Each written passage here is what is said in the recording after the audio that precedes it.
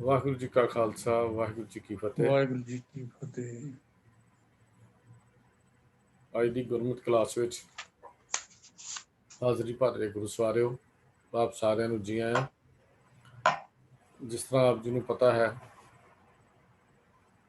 ਪਿਛਲੇ ਹਫ਼ਤੇ ਪ੍ਰਿੰਸੀਪਲ ਸੁਰਿੰਦਰ ਸਿੰਘ ਜੀ ਨੇ ਜੋ ਵਿਸ਼ਾ ਸੀ ਲਾਸਾਨੀ ਸੂਰਮਾ ਗੁਰੂ ਗੋਬਿੰਦ ਸਿੰਘ ਜੀ,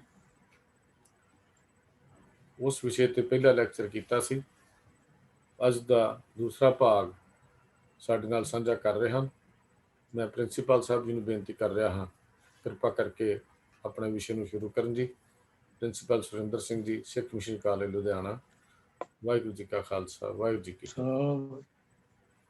ਇੱਕ ਓੰਕਾਰ ਸਤਨਾਮ ਕਰਤਾ ਪੁਰਖ ਨਿਰਭਉ ਨਿਰਵੈਰ ਅਕਾਲ ਮੂਰਤ ਅਜੂਨੀ ਸੈਭੰ ਗੁਰ ਪ੍ਰਸਾਦ। ਪਰਮ ਸਤਿਕਾਰਯੋਗ ਗੁਰੂ ਪਿਆਰਿਓ ਅਤੇ ਪ੍ਰਵਾਨੋ ਜੀ, ਵਾਹਿਗੁਰੂ ਜੀ ਕਾ ਖਾਲਸਾ ਵਾਹਿਗੁਰੂ ਜੀ ਕੀ ਫਤਿਹ।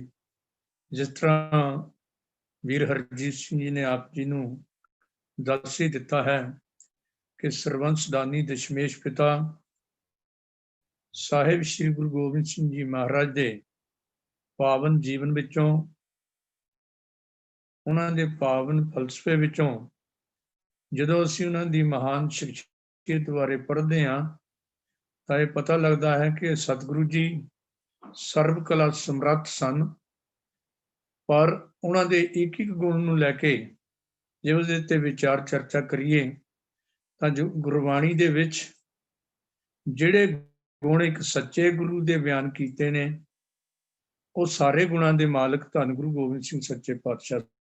ਪਹਿਲਾਂ ਵੀ ਆਪ ਜੀ ਦੀ ਸੇਵਾ ਵਿੱਚ ਇਹ ਬੇਨਤੀ ਕੀਤੀ ਸੀ ਕਿ ਲਾਸਾਨੀ ਸੂਰਮਾ ਇਸ ਵਿਸ਼ੇ ਤੇ ਬੋਲਣ ਦੇ ਲਈ ਦਸ਼ਮੇਸ਼ ਪਿਤਾ ਜੀ ਦੇ ਪਾਵਨ ਪ੍ਰਕਾਸ਼ ਦਿਹਾੜੇ ਤੇ ਇੱਕ ਵਾਰੀ ਜੰਮੂ ਜਾਣ ਦਾ ਮੌਕਾ ਮਿਲਿਆ, ਤੇ ਜਦੋਂ ਇਹ ਵਿਸ਼ਾ ਮੈਂ ਪਰਖਣ ਲੱਗਾ, ਸਤਿਗੁਰੂ ਦੇ ਚਰਨਾਂ 'ਚ ਅਰਦਾਸ ਕੀਤੀ ਤੇ ਮਨ ਦੇ ਵਿੱਚ ਸੰਕਲਪ ਰਿਹਾ ਕਿ ਗੁਰਬਾਣੀ ਦੇ ਮੁਤਾਬਕ ਕਿੰਨੇ ਕਿਸਮ ਦੇ ਸੂਰਮਿਆਂ ਦਾ ਜ਼ਿਕਰ ਕੀਤਾ ਗਿਆ, ਬਾਣੀ ਵਿੱਚੋਂ ਖੋਜਣਾ ਚਾਹੀਦਾ।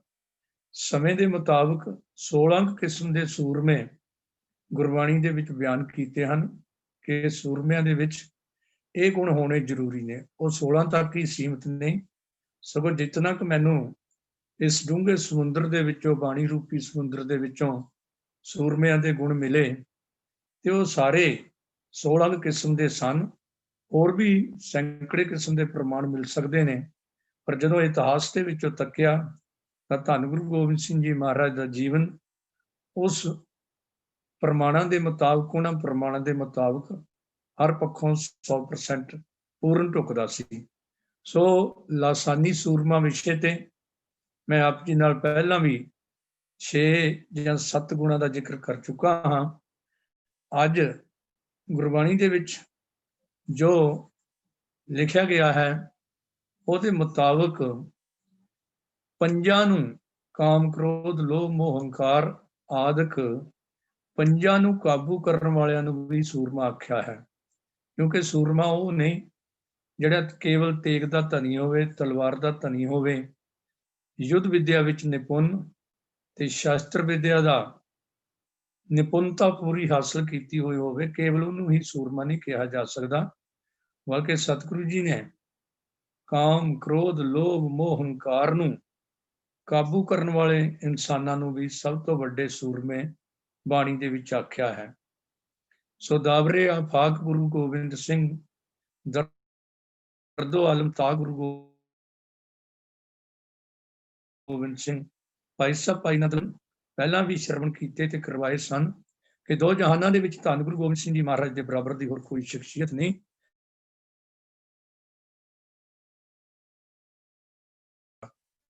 ਅਸੀਂ ਪਹਿਲਾਂ ਕਾਮ ਕ੍ਰੋਧ ਨੂੰ ਵਸ ਕਰਨ ਵਾਲੇ ਸੂਰਮਿਆਂ ਦਾ ਜ਼ਿਕਰ ਕਰ ਚੁੱਕੇ ਹਾਂ। ਅੱਜ ਲੋਭ ਨੂੰ ਵਸ ਕਰਨ ਵਾਲੇ ਉਹ ਵੀ ਸੂਰਮਿਆਂ ਦੀ ਗਿਣਤੀ ਬਾਣੀ ਵਿੱਚ ਬਿਆਨ ਕੀਤੇ ਹਨ। ਕਿਉਂਕਿ ਲੋਭ ਇੱਕ ਐਸਾ ਜਜ਼ਬਾ ਹੈ ਜਿਹਦੇ ਬਾਰੇ ਧੰਨ ਗੁਰੂ ਅਰਜਨ ਦੇਵ ਜੀ ਮਹਾਰਾਜ ਨੇ ਆਪਣੀ ਪਾਵਨ ਬਾਣੀ ਸਹਿਸਕ੍ਰਿਤੀ ਸ਼ਲੋਕਾਂ ਦੇ ਵਿੱਚ ਬਿਆਨ ਕੀਤਾ ਹੈ। ਇਹ ਲੋਭਾ ਲੰਪਟ ਸੰਗ ਸਿਰ ਮੋਰੇ ਅਨਕ ਲਹਿਰੀ ਕਲੋਲ ਤੇ ਧਾਵੰਤ ਜੀਆਂ ਬਹੁ ਪ੍ਰਕਾਰਨ ਅਨਕ ਭਾਂਤ ਬੋ ਡੋਲ ਤੇ ਨਚ ਮਿੱਤਰਨ ਨਚ ਇਸ਼ਟਨ ਨਚ ਬਾਧ ਨਚ ਮਾਤ ਪਿਤਾ ਤਬ ਲੱਜਿਆ ਅਕਰਣਨ ਕਰੋਤ ਅਖਾਦਿਆ ਖਾਦਿਅਨ ਅਸਾਜਿਆ ਸਾਜ ਸਮਝਿਆ ਤਰਾ ਤਰਾ ਸ਼ਰਨ ਸੁਆਮੀ ਵਿਗਿਆਵਤ ਨਾਨਕ ਹਰ ਨਰ ਹਰੇ। ਇਹ ਗੁਰੂ ਅਰਜਨ ਦੇਵ ਮਹਾਰਾਜ ਦੇ ਪਾਵਨ ਬਚਨ ਹਨ, ਜਿਹਦੇ 'ਚ ਸੱਚੇ ਪਾਤਸ਼ਾਹ ਕਹਿੰਦੇ ਨੇ, ਇਹ ਲੋਕ ਵੱਡੇ ਵੱਡੇ ਸਿਰ ਕੱਢ ਬੰਦੇ ਵੀ ਤੇਰੇ ਵਿੱਚ ਲੰਪਟ ਭਾਵ ਗਲਤਾਨ ਹੋਏ ਪਏ ਨੇ। ਤੇਰੀਆਂ ਅਨਕ ਭਾਂਤੀ ਲੋਕ ਲੋਭ ਲਹਿਰਾਂ ਦੇ ਵਿੱਚ ਫਸੇ ਹੋਏ ਅਜੀਬ ਅਜੀਬ ਕਲੋਲ ਆਪ ਭਾਵ ਕਰਦੇ ਹਨ। ਤੇਰੇ ਵੱਸ ਹੋਏ ਜੀਵ ਬਹੁਤ ਭਟਕਦੇ ਫਿਰਦੇ ਹਨ ਅਤੇ ਕਈ ਤਰ੍ਹਾਂ ਦੁਆਰੇ ਦੁਆਰ ਸਵਾਨ ਜਿਉ ਡੋਲਤ ਨਹਿ ਸੁਧ ਰਾਮ ਭਜਨ ਕੀ, ਉਹ ਡੋਲਦੇ ਹਨ ਤੇ ਤੰਗ ਹੁੰਦੇ ਹਨ। ਤੈਨੂੰ ਅਥਵਾ ਤੇਰੇ ਵੱਸ ਹੋਏ ਜੀਆਂ ਨੂੰ ਨਾ ਮਿੱਤਰਾਂ ਦੀ ਤੇ ਨਾ ਪਿਆਰਿਆਂ ਦੀ, ਨਾ ਸੰਬੰਧੀਆਂ ਤੇ ਨਾ ਮਾਤਾ ਪਿਤਾ ਦੀ, ਕਿਸੇ ਦੀ ਵੀ ਹਿਆ ਸ਼ਰਮ ਨਹੀਂ ਰਹਿੰਦੀ। ਲੋਭ ਹਲਕਾਇਆ ਮਨੁੱਖ ਨਾ ਕਰਨਯੋਗ ਕੰਮ ਕਰਦਾ ਹੈ, ਨਾ ਖਾਣਯੋਗ ਪਦਾਰਥ ਖਾਂਦਾ ਹੈ ਅਤੇ ਨਿਰਲੱਜ ਹੋ ਕੇ ਕਈ ਅਯੋਗ ਅਡੰਬਰ ਵੀ ਕਰਦਾ ਹੈ।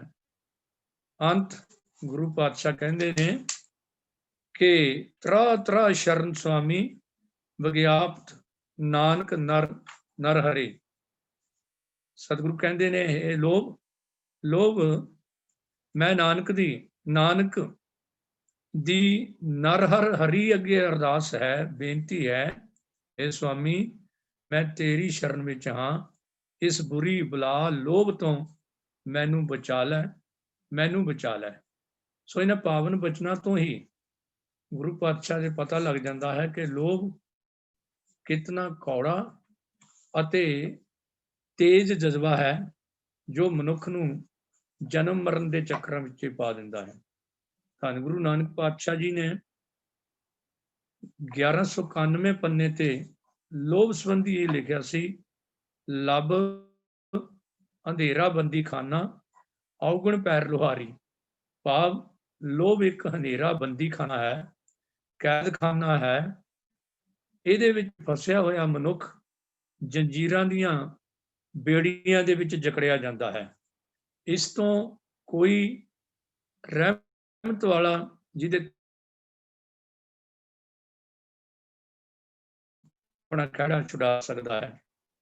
ਸੋ ਦਸ਼ਮੇਸ਼ ਪਿਤਾ ਧੰਨ ਗੁਰੂ ਗੋਬਿੰਦ ਸਿੰਘ ਜੀ ਮਹਾਰਾਜ ਦੇ ਜਦੋਂ ਅਸੀਂ ਪਾਵਨ ਇਤਿਹਾਸ ਨੂੰ ਪੜ੍ਹਦੇ ਹਾਂ, ਉਹ ਐਸੇ ਮਹਾਬਲੀ ਸੂਰਮੇ ਸਨ, ਜਿੱਥੇ ਸੰਸਾਰ ਦੇ ਵਿੱਚ ਜਦੋਂ ਤਲਵਾਰ ਨੂੰ ਹੱਥ ਪਾਉਂਦੇ ਸਨ ਤੇ ਦੁਸ਼ਮਣ ਦੇ ਲਈ ਕਿਆਮਤ ਲਿਆ ਦਿੰਦੇ ਸਨ, ਪਰ ਦੂਜੇ ਪਾਸੇ ਔਗਣਾਂ ਨੂੰ ਵੀ ਵਸ ਕਰਕੇ ਆਪਣੇ ਪੂਰੀ ਤਰ੍ਹਾਂ ਕਾਬੂ ਕੀਤਾ ਹੋਇਆ ਸੀ। ਨਹੀਂ ਤਾਂ ਇਤਿਹਾਸ ਗਵਾਹ ਹੈ ਕਿ ਰਾਜਾ ਭਗੀਰਥ ਜਦੋਂ ਕਹਿੰਦੇ ਨੇ ਆਪਣੇ ਬੈਰਾਗ ਦੀ ਠੋਕਰ ਖਾਧੀ, ਰਾਜ ਭਾਗ ਨੂੰ ਆਪਣੇ ਨੂੰ ਤਿਆਗਿਆ, ਜੰਗਲਾਂ ਵੱਲ ਚਲਿਆ, ਸਭ ਕੁਝ ਸ਼ਾਹੀ ਲਾਓ ਲਸ਼ਕਰ ਛੱਡ ਕੇ, ਹੀਰੇ ਜਵਾਹਰਾਤਾਂ ਦਾ ਮੋਹ ਛੱਡ ਕੇ ਜਦੋਂ ਜੰਗਲ ਵੱਲ ਨੂੰ ਵੱਧ ਰਿਹਾ ਸੀ, ਰਸਤੇ ਵਿੱਚ ਇਹਨੂੰ ਦੋ ਚੋਰ ਮਿਲੇ ਨੇ। ਇੱਕ ਚੋਰ ਸੀ ਹੰਕਾਰ ਦਾ, ਜਿਹਦੇ ਵਿੱਚ ਕਹਿਣ ਲੱਗਾ ਮੇਰੇ ਨਾਲ ਦਾ ਕੋਈ ਤਿਆਗੀ ਨਹੀਂ, ਮੈਂ ਸਭ ਕੁਝ ਤਿਆਗ ਕੇ, ਆਪਣਾ ਰਾਜ ਭਾਗ ਤਿਆਗ ਕੇ ਮੈਂ ਜੰਗਲਾਂ ਵੱਲ ਜਾ ਰਿਹਾ ਹਾਂ। ਅਜੇ ਇੱਕ ਮੋੜ ਕੱਟਿਆ ਸੀ, ਦੂਜੇ ਮੋੜ ਤੇ ਦੂਜਾ ਚੋਰ ਲੋਭ ਦਾ ਮਿਲਿਆ। ਉਹ ਲੋਭ ਦੇ ਵਿੱਚ ਆ ਕੇ ਹੁਣ ਭੁੱਲ ਹੀ ਗਿਆ ਕਿ ਮੈਂ ਕੀ ਕਰ ਰਿਹਾ ਹਾਂ। ਰਾਤ ਦਾ ਹਨੇਰਾ ਸੀ, ਚੰਦਰਮੇ ਦੀ ਰੋਸ਼ਨੀ ਚਮਕਦੀ ਹੋਈ, ਕੀ ਦੇਖਿਆ ਇੱਕ ਲਾਲ ਚਮਕਦਾ ਏ ਮਿੱਟੀ ਦੇ ਉੱਤੇ ਪਿਆ ਹੋਇਆ। ਲਾਲਚ ਦੇ ਵਿੱਚ ਆ ਕੇ ਹੱਥ ਮਾਰਿਆ, ਦਰਅਸਲ ਉਹ ਲਾਲ ਨਹੀਂ, ਕਿਸੇ ਨੇ ਪਾਨ ਖਾ ਕੇ ਥੁੱਕਿਆ ਹੋਇਆ ਸੀ। ਇੱਥੋਂ ਪਤਾ ਲੱਗਦਾ ਹੈ ਜੋ ਗੁਰੂ ਪਾਤਸ਼ਾਹ ਨੇ ਬਚਨ ਆਖੇ ਜਿਉ ਕੁਕਰ ਹਰਕਾਇਆ, ਧਾਵੈ ਦਹਿ ਦਿਸ਼ ਜਾਏ, ਲੋਭੀ ਜੰਤ ਨ ਜਾਣੀ, ਭਖ ਭਖ ਸਭ ਖਾਏ। ਲਾਲਚ ਛੁੱਟੋ ਅੰਧਿਓ, ਲਾਲਚ ਦੁਖ ਭਾਰੀ। ਸੋ ਵੱਡੇ ਵੱਡੇ ਰਾਜੇ ਮਹਾਰਾਜੇ, ਪੀਰ ਪੈਗੰਬਰ, ਸ਼ੇਖ ਮਸਾਏ ਖੋਲੀਏ, ਕਈ ਵਾਰੀ ਲਾਲਚ ਦੇ ਵਿੱਚ ਆ ਕੇ ਆਪਣੀ ਜ਼ਿੰਦਗੀ ਦੇ ਰਸਤੇ ਤੋਂ ਭਟਕ ਗਏ। ਪਰ ਧੰਨ ਗੁਰੂ ਗੋਬਿੰਦ ਸਿੰਘ ਸੱਚੇ ਪਾਤਸ਼ਾਹ ਦਾ ਬਚਪਨ ਤੋਂ ਹੀ ਦੇਖ ਲਈਏ ਕਿ ਬਚਪਨ ਦੇ ਵਿੱਚ ਹੀ ਉਹਨਾਂ ਦੇ ਕਾਰਨਾਮੇ ਲੋਭ ਵਰਗੇ ਔਗਣਾਂ ਤੋਂ ਮੁਕਤ ਸਨ।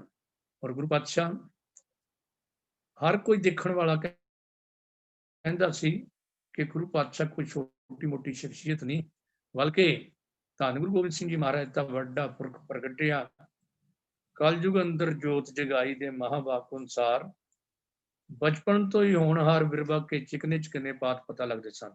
ਬੜੀ ਮਸ਼ਹੂਰ ਕਹਾਣੀ ਹਰ ਪ੍ਰਚਾਰਕ ਸੁਣਾਉਂਦਾ ਹੁੰਦਾ ਹੈ ਕਿ ਸਤਿਗੁਰੂ ਜੀ ਨੇ ਪਹਿਲੇ 5 ਸਾਲ ਜ਼ਿੰਦਗੀ ਦੇ ਪਟਨਾ ਸਾਹਿਬ ਦੀ ਧਰਤੀ ਤੇ ਬਿਤਾਏ ਨੇ। ਦਰਿਆ ਦੇ ਕੰਢੇ ਖੇਡਦੇ ਖੇਡਦੇ ਖੇਡਾਂ ਖੇਡਣ ਜਾਂਦੇ ਸਨ। ਇੱਕ ਦਿਨ ਕਿਸੇ ਨੇ 2 ਸੋਨੇ ਦੇ ਕੜੇ ਪਾ ਦਿੱਤੇ।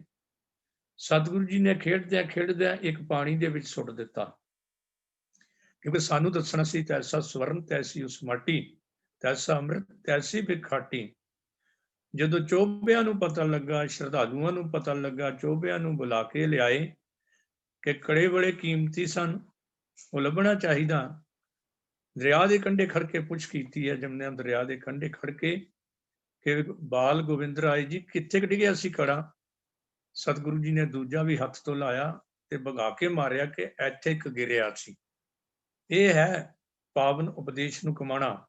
ਤੈਸਾ ਸਵਰਨ ਤੈਸੀ ਉਸ ਮਾਟੀ, ਤੈਸਾ ਅੰਮ੍ਰਿਤ ਤੈਸੀ ਬਿਖਾਟੀ, ਤੈਸਾ ਮਹਾਨ ਤੈਸਾ ਅਭਿਮਾਨ, ਤੈਸਾ ਰੰਕ ਤੈਸਾ ਰਾਜਾਨ, ਜੋ ਵਰਤਾਏ ਸਾਈ ਜੁਗਤ, ਨਾਨਕ ਸੋ ਪੁਰਖ ਕਹੀਏ ਜੀਵਨ ਮੁਕਤ। ਇੱਥੋਂ ਤੱਕ ਕਿ ਬਹਾਦਰ ਸ਼ਾਹ ਗੋਦਾਵਰੀ ਦੇ ਕੰਢੇ ਸਤਿਗੁਰੂ ਜੀ ਬਿਰਾਜਮਾਨ ਨੇ। ਬੜਾ ਕੀਮਤੀ ਹੀਰਾ ਲੈ ਕੇ ਸਤਿਗੁਰੂ ਜੀ ਦੀ ਪਾਵਨ ਸ਼ਰਨ ਦੇ ਵਿੱਚ ਆਇਆ। ਸਤਿਗੁਰੂ ਜੀ ਨੇ ਸਹਿਜ ਸੁਭਾਏ ਉਹ ਚੱਕਿਆ, ਆਪਣੇ ਹੱਥ ਉਂਗਲਾਂ ਦੇ ਵਿੱਚ ਘੁਮਾਇਆ ਤੇ ਵਗਾ ਕੇ ਦਰਿਆ ਦੇ ਵਿੱਚ ਸੁੱਟ ਦਿੱਤਾ। ਤੇ ਬਾਦਸ਼ਾਹ ਨੇ ਉਫ ਕੀਤਾ, ਅਫਸੋਸ ਕੀਤਾ। ਉਹਦੇ ਮਨ ਦੀ ਖਾਹਿਸ਼ ਸੀ, ਉਹਦੇ ਮਨ ਦੀ ਜੋ ਫੁਰਨਾ ਸੀ ਕਿ ਫਕੀਰਾਂ ਨੂੰ ਕੀ ਪਤਾ ਕਿ ਹੀਰੇ ਦੀ ਕੀ ਕੀਮਤ ਹੁੰਦੀ ਹੈ। ਕਟ ਕਟ ਕੇ ਅੰਤਰ ਕੀ ਜਾਣਤ। ਧੰਨ ਗੁਰੂ ਗੋਬਿੰਦ ਸਿੰਘ ਜੀ ਮਹਾਰਾਜ ਕਹਿਣ ਲੱਗੇ, ਬਹਾਦਰ ਸ਼ਾਹ, ਹੀਰਾ ਇਹ ਨਹੀਂ, ਅਸਲੀ ਹੀਰਾ ਕਿਹੜਾ ਹੈ ਜਿਹੜਾ ਤੂੰ ਗਵਾ ਰਿਹਾ ਹੈ।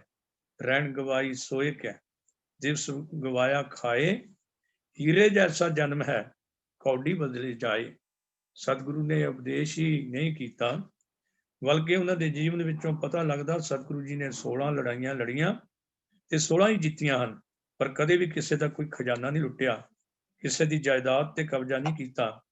ਕਦੇ ਸਤਿਗੁਰੂ ਜੀ ਨੇ ਆਪਣੇ ਵੱਡੇ ਜਾਂ ਛੋਟੇ ਸਾਹਿਬਜ਼ਾਦੇ ਨੂੰ ਰਜਵਾੜਾ ਸ਼ਾਹੀ ਨਹੀਂ ਸੌਂਪੀ, ਬਲਕਿ ਸੱਚੇ ਪਾਤਸ਼ਾਹ ਤਾਂ ਸਾਨੂੰ ਹਮੇਸ਼ਾ ਆਪਣੇ ਜੀਵਨ ਦਾ ਵੀ ਲਕਸ਼ ਦੱਸਦੇ ਰਹੇ, ਜੋ ਸਾਡੇ ਸਾਹਿਤ ਵਿੱਚ ਲਿਖਿਆ ਵੀ ਅਵਰ ਵਾਸ਼ਨਾ ਨਾਹੇ ਕਾਸ਼, ਧਰਮ ਯੁੱਧ ਕਾ ਚਾਏ।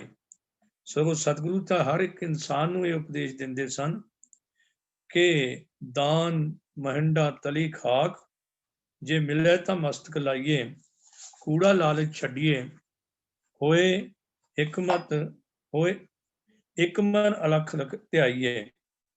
ਐਸੇ ਮਹਾਨ ਸਤਿਗੁਰੂ ਦੀ ਪਾਵਨ ਬਾਣੀ, ਪਾਵਨ ਉਪਦੇਸ਼ ਸਾਨੂੰ ਬਹੁਤ ਵਿਸਥਾਰ ਦੇ ਨਾਲ ਦੱਸਦੇ ਹਨ ਕਿ ਧੰਨ ਗੁਰੂ ਗੋਬਿੰਦ ਸਿੰਘ ਜੀ ਮਹਾਰਾਜ ਨੇ ਲੋਭ ਵਰਗੇ ਦੈਂਤ ਨੂੰ ਆਪਣੇ ਵਸ ਵਿੱਚ ਕੀਤਾ ਹੋਇਆ ਸੀ। ਅਗਲਾ ਔਗਣ ਮੋਹ ਹੈ। ਮੋਹ ਵੀ ਗੁਰੂ ਪਾਤਸ਼ਾਹ ਨੇ ਪਾਵਨ ਬਾਣੀ ਵਿੱਚ ਮੋਹ ਦੀ ਵਿਆਖਿਆ ਵੀ ਗੁਰੂ ਅਰਜਨ ਦੇਵ ਜੀ ਮਹਾਰਾਜ ਨੇ ਬੜੇ ਵਿਸਥਾਰ ਦੇ ਨਾਲ ਕੀਤੀ ਹੈ ਤੇ ਹਰ ਇਨਸਾਨ ਨੂੰ ਇਸ ਮੋਹ ਤੋਂ ਬਚਣ ਲਈ ਸਤਿਗੁਰੂ ਜੀ ਨੇ ਸੰਸਕ੍ਰਿਤੀ ਸ਼ਲੋਕਾਂ ਤੇ ਸਾਰੀ ਬਾਣੀ ਦੇ ਵਿੱਚ ਹੀ ਉਪਦੇਸ਼ ਦਿੱਤੇ ਹੋਏ ਨੇ। ਜਿੱਤਾ ਮੋਹ ਪ੍ਰੀਤ ਸਵਾਦ, ਸਭਾ ਕਾਲਖ ਦਾਗਾ ਦਾਗ, ਦਾਗ ਦੋਸ਼ ਮੋ ਚੱਲਿਆ ਲਾਏ, ਦਰਗਾਹ ਵੈਸਨ ਨਾਹੀ ਜਾਏ। ਸੋ ਇਸ ਮੋਹ ਦੇ ਰੋਗ ਤੋਂ ਵੀ ਕੋਈ ਟਾਵਾਂ ਬਿਰਲਾ ਸੂਰਮਾ ਹੀ ਬਚ ਸਕਦਾ ਹੈ। ਧੰਨ ਗੁਰੂ ਗੋਬਿੰਦ ਸਿੰਘ ਜੀ ਮਹਾਰਾਜ ਦਾ ਜਦੋਂ ਪਾਵਨ ਇਤਿਹਾਸ ਅਸੀਂ ਦੇਖਦੇ ਹਾਂ ਤਾਂ ਵਾਕਿਆ ਹੀ ਜੋ ਅੱਲਾ ਯਾਰ ਖਾਂ ਜੋਗੀ ਨੇ ਕਿਹਾ ਸੀ ਕਿ करतार की सुगंध है व नानक की कसम है, जितनी भी हो तारीफ गोविंद की वो कम है।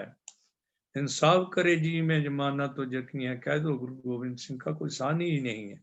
क्योंकि संसार के बड़े बड़े पीर पैगंबर शेख मसाए खौलीए अपने परिवारक मोह करके, अपने पुत्रां दे मोह करके, अपने संबंधियां दे मोह करके अपनी जिंदगी के निशाने विचों बुरी तरह डावाडोल होए ने।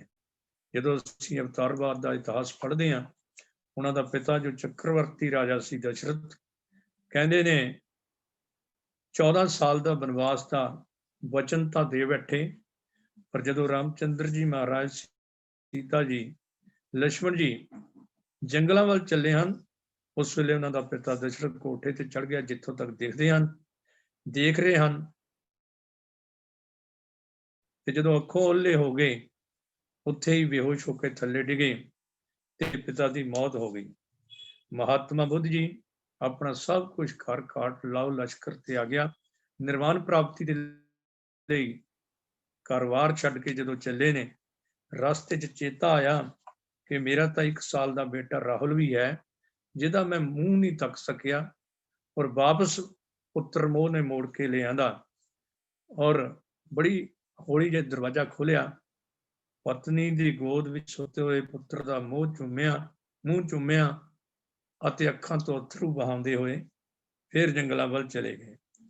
ਸ਼ਿਵ ਤੇ ਪਾਰਵਤੀ ਜਾਪ ਤਪ ਬ੍ਰਤ ਦੇ ਵਿੱਚ ਮੈਂ ਖੁਦ ਦੇਖਿਆ ਸੀ, ਉਹਨਾਂ ਦੇ ਇਸ ਨਾਵਲ ਦੇ ਵਿੱਚ ਜੋ ਖੇਡਿਆ ਗਿਆ ਸੀ ਟੀਵੀ ਤੇ, ਕਿ ਉਹਨਾਂ ਦਾ ਪੁੱਤਰ ਗਣੇਸ਼ ਮਾਤਾ ਨੇ ਆਪਣੇ ਸਰੀਰ ਦੀ ਮੈਲ ਤੋਂ ਤਿਆਰ ਕਰਕੇ ਬਣਾਇਆ। ਸ਼ਿਵਜੀ ਜੀ ਮਹਾਰਾਜ ਨੀਲਕੰਠ ਤੇ ਰਹਿੰਦੇ ਸਨ, ਉਹਨਾਂ ਨੂੰ ਨਹੀਂ ਸੀ ਪਤਾ ਕਿ ਮੇਰਾ ਇੱਕ ਪੁੱਤਰ ਦੂਜਾ ਵੀ ਗਣੇਸ਼ ਵੀ ਹੈ। ਜਦੋਂ ਇੱਕ ਵਾਰੀ ਘਰ ਆਏ, ਨਾ ਪਿਤਾ ਜਾਣਦਾ ਸੀ, ਨਾ ਪੁੱਤਰ ਨੂੰ ਪਤਾ ਸੀ। ਮਾਤਾ ਪਾਰਵਤੀ ਅੰਦਰ ਨਹਾ ਰਹੀ ਸੀ, ਰੋਕਿਆ ਹੈ, ਝਗੜਾ ਹੋ ਗਿਆ। ਬ੍ਰਹਮਾ ਵਿਸ਼ਨੂੰ ਮਹੇਸ਼ ਸਮਝੌਤਾ ਕਰਨ ਦੇ ਲਈ ਆਏ। ਅੰਤ ਸਾਰਿਆਂ ਦਾ ਮੁਕਾਬਲਾ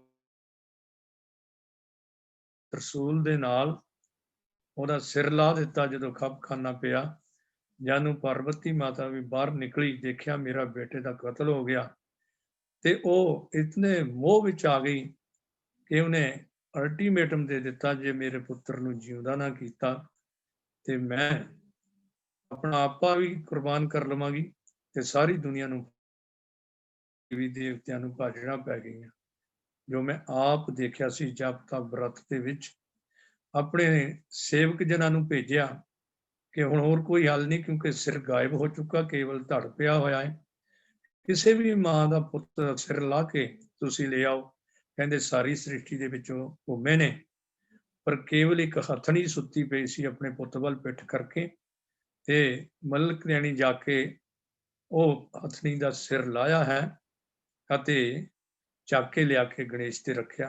ਤਾਂ ਪਾਰਵਤੀ ਨੇ ਆਪਣਾ ਹੱਥ ਛੱਡਿਆ ਔਰ ਕੋਈ ਸ਼ਾਂਤੀ ਹੋਈ। ਪੁੱਤਰ ਦਾ ਮੋਹ ਇਸ ਤਰ੍ਹਾਂ ਦਾ ਮੋਹ ਹੁੰਦਾ ਹੈ।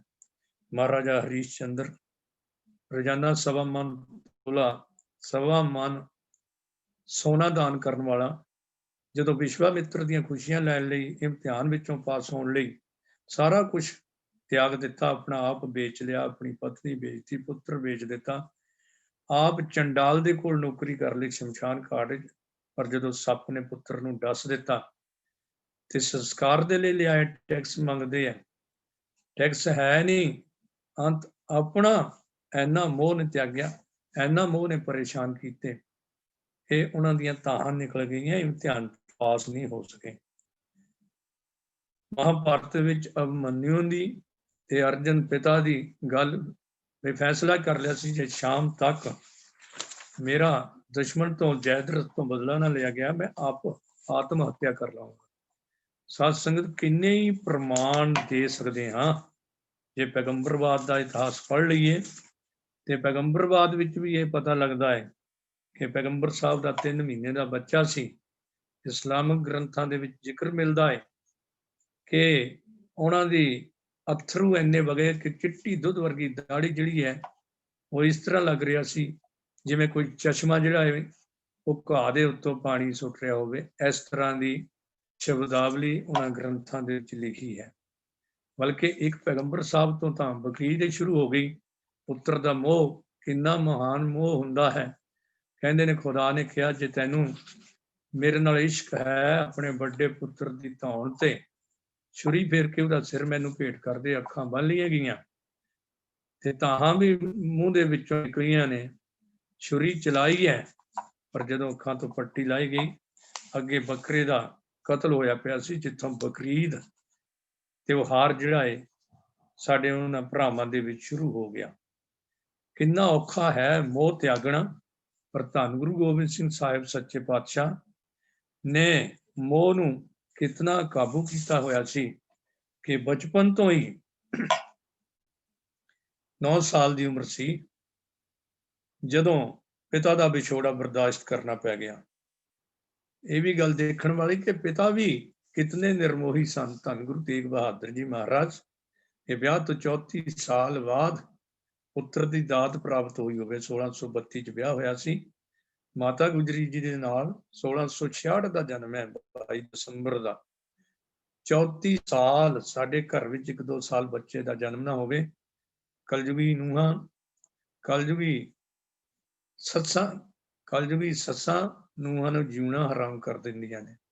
ਧੰਨ ਗੁਰੂ ਤੇਗ ਬਹਾਦਰ ਜੀ ਮਹਾਰਾਜ ਜਦੋਂ ਪੰਡਤਾਂ ਦੀ ਪੁਕਾਰ ਸੁਣ ਕੇ ਚੱਲੇ ਹਨ, ਪਤਾ ਸੀ ਸਾਰੇ ਟੱਬਰ ਨੂੰ ਕਿ ਹੁਣ ਕੀ ਵਾਪਰੇਗਾ।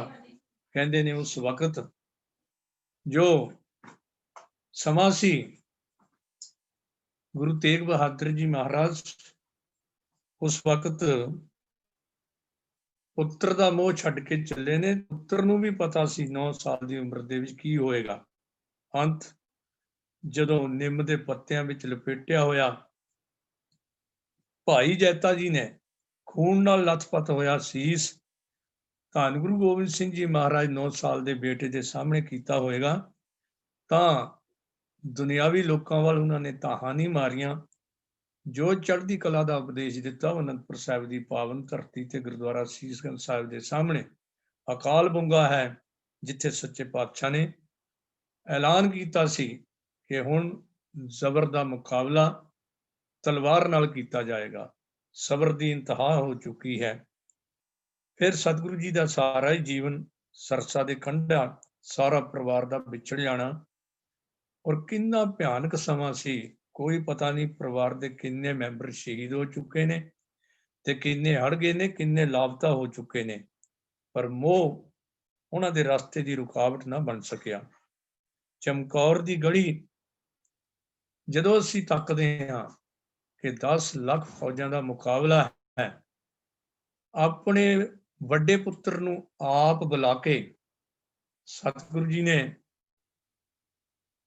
ਹੁਕਮ ਕੀਤਾ ਹੈ ਕਿ ਪਹਿਲਾਂ ਤੁਸੀਂ ਜੰਗ ਦੇ ਵਿੱਚ ਜਾਣ ਦੇ ਲਈ ਤਿਆਰ ਹੋ ਜਾਓ। ਲੈ ਜਾਓ ਸਿਧਾਰੋ ਤੁਮੇ ਕਰਤਾਰ ਕੋ ਸੌਂਪਾ, ਮਰ ਜਾਓ ਜਾਂ ਮਾਰੋ ਤੁਮੇ ਕਰਤਾਰ ਕੋ ਸੌਂਪਾ, ਰੱਬ ਕੋ ਨਾ ਵਿਸਾਰੋ ਤੁਮੇ ਕਰਤਾਰ ਕੋ ਸੌਂਪਾ, ਸਿੱਖੀ ਕੋ ਭਾਰੋ ਤੁਮੇ ਕਰਤਾਰ ਕੋ ਸੌਂਪਾ। ਮੋਹਬਤੀ ਸਤਿਗੁਰੂ ਜੀ ਦਾ ਪਹਿਲਾ ਸਾਹਿਬਜ਼ਾਦਾ ਉਹਨਾਂ ਦੇ ਸਾਹਮਣੇ ਆਪ ਤਿਆਰ ਕਰਕੇ ਭੇਜਿਆ। ਸ਼ਹਾਦਤ ਦਾ ਜਾਮ ਪੀ ਗਿਆ। ਮਮਟੀ ਦੇ ਉੱਤੇ ਬੈਠੇ ਹੋਏ ਸਤਿਗੁਰੂ ਜੀ ਜੈਕਾਰਾ ਛੱਡ ਰਹੇ ਨੇ, ਪੁੱਤਰ ਸਾਹਮਣੇ ਸ਼ਹੀਦ ਹੋ ਜਾਵੇ।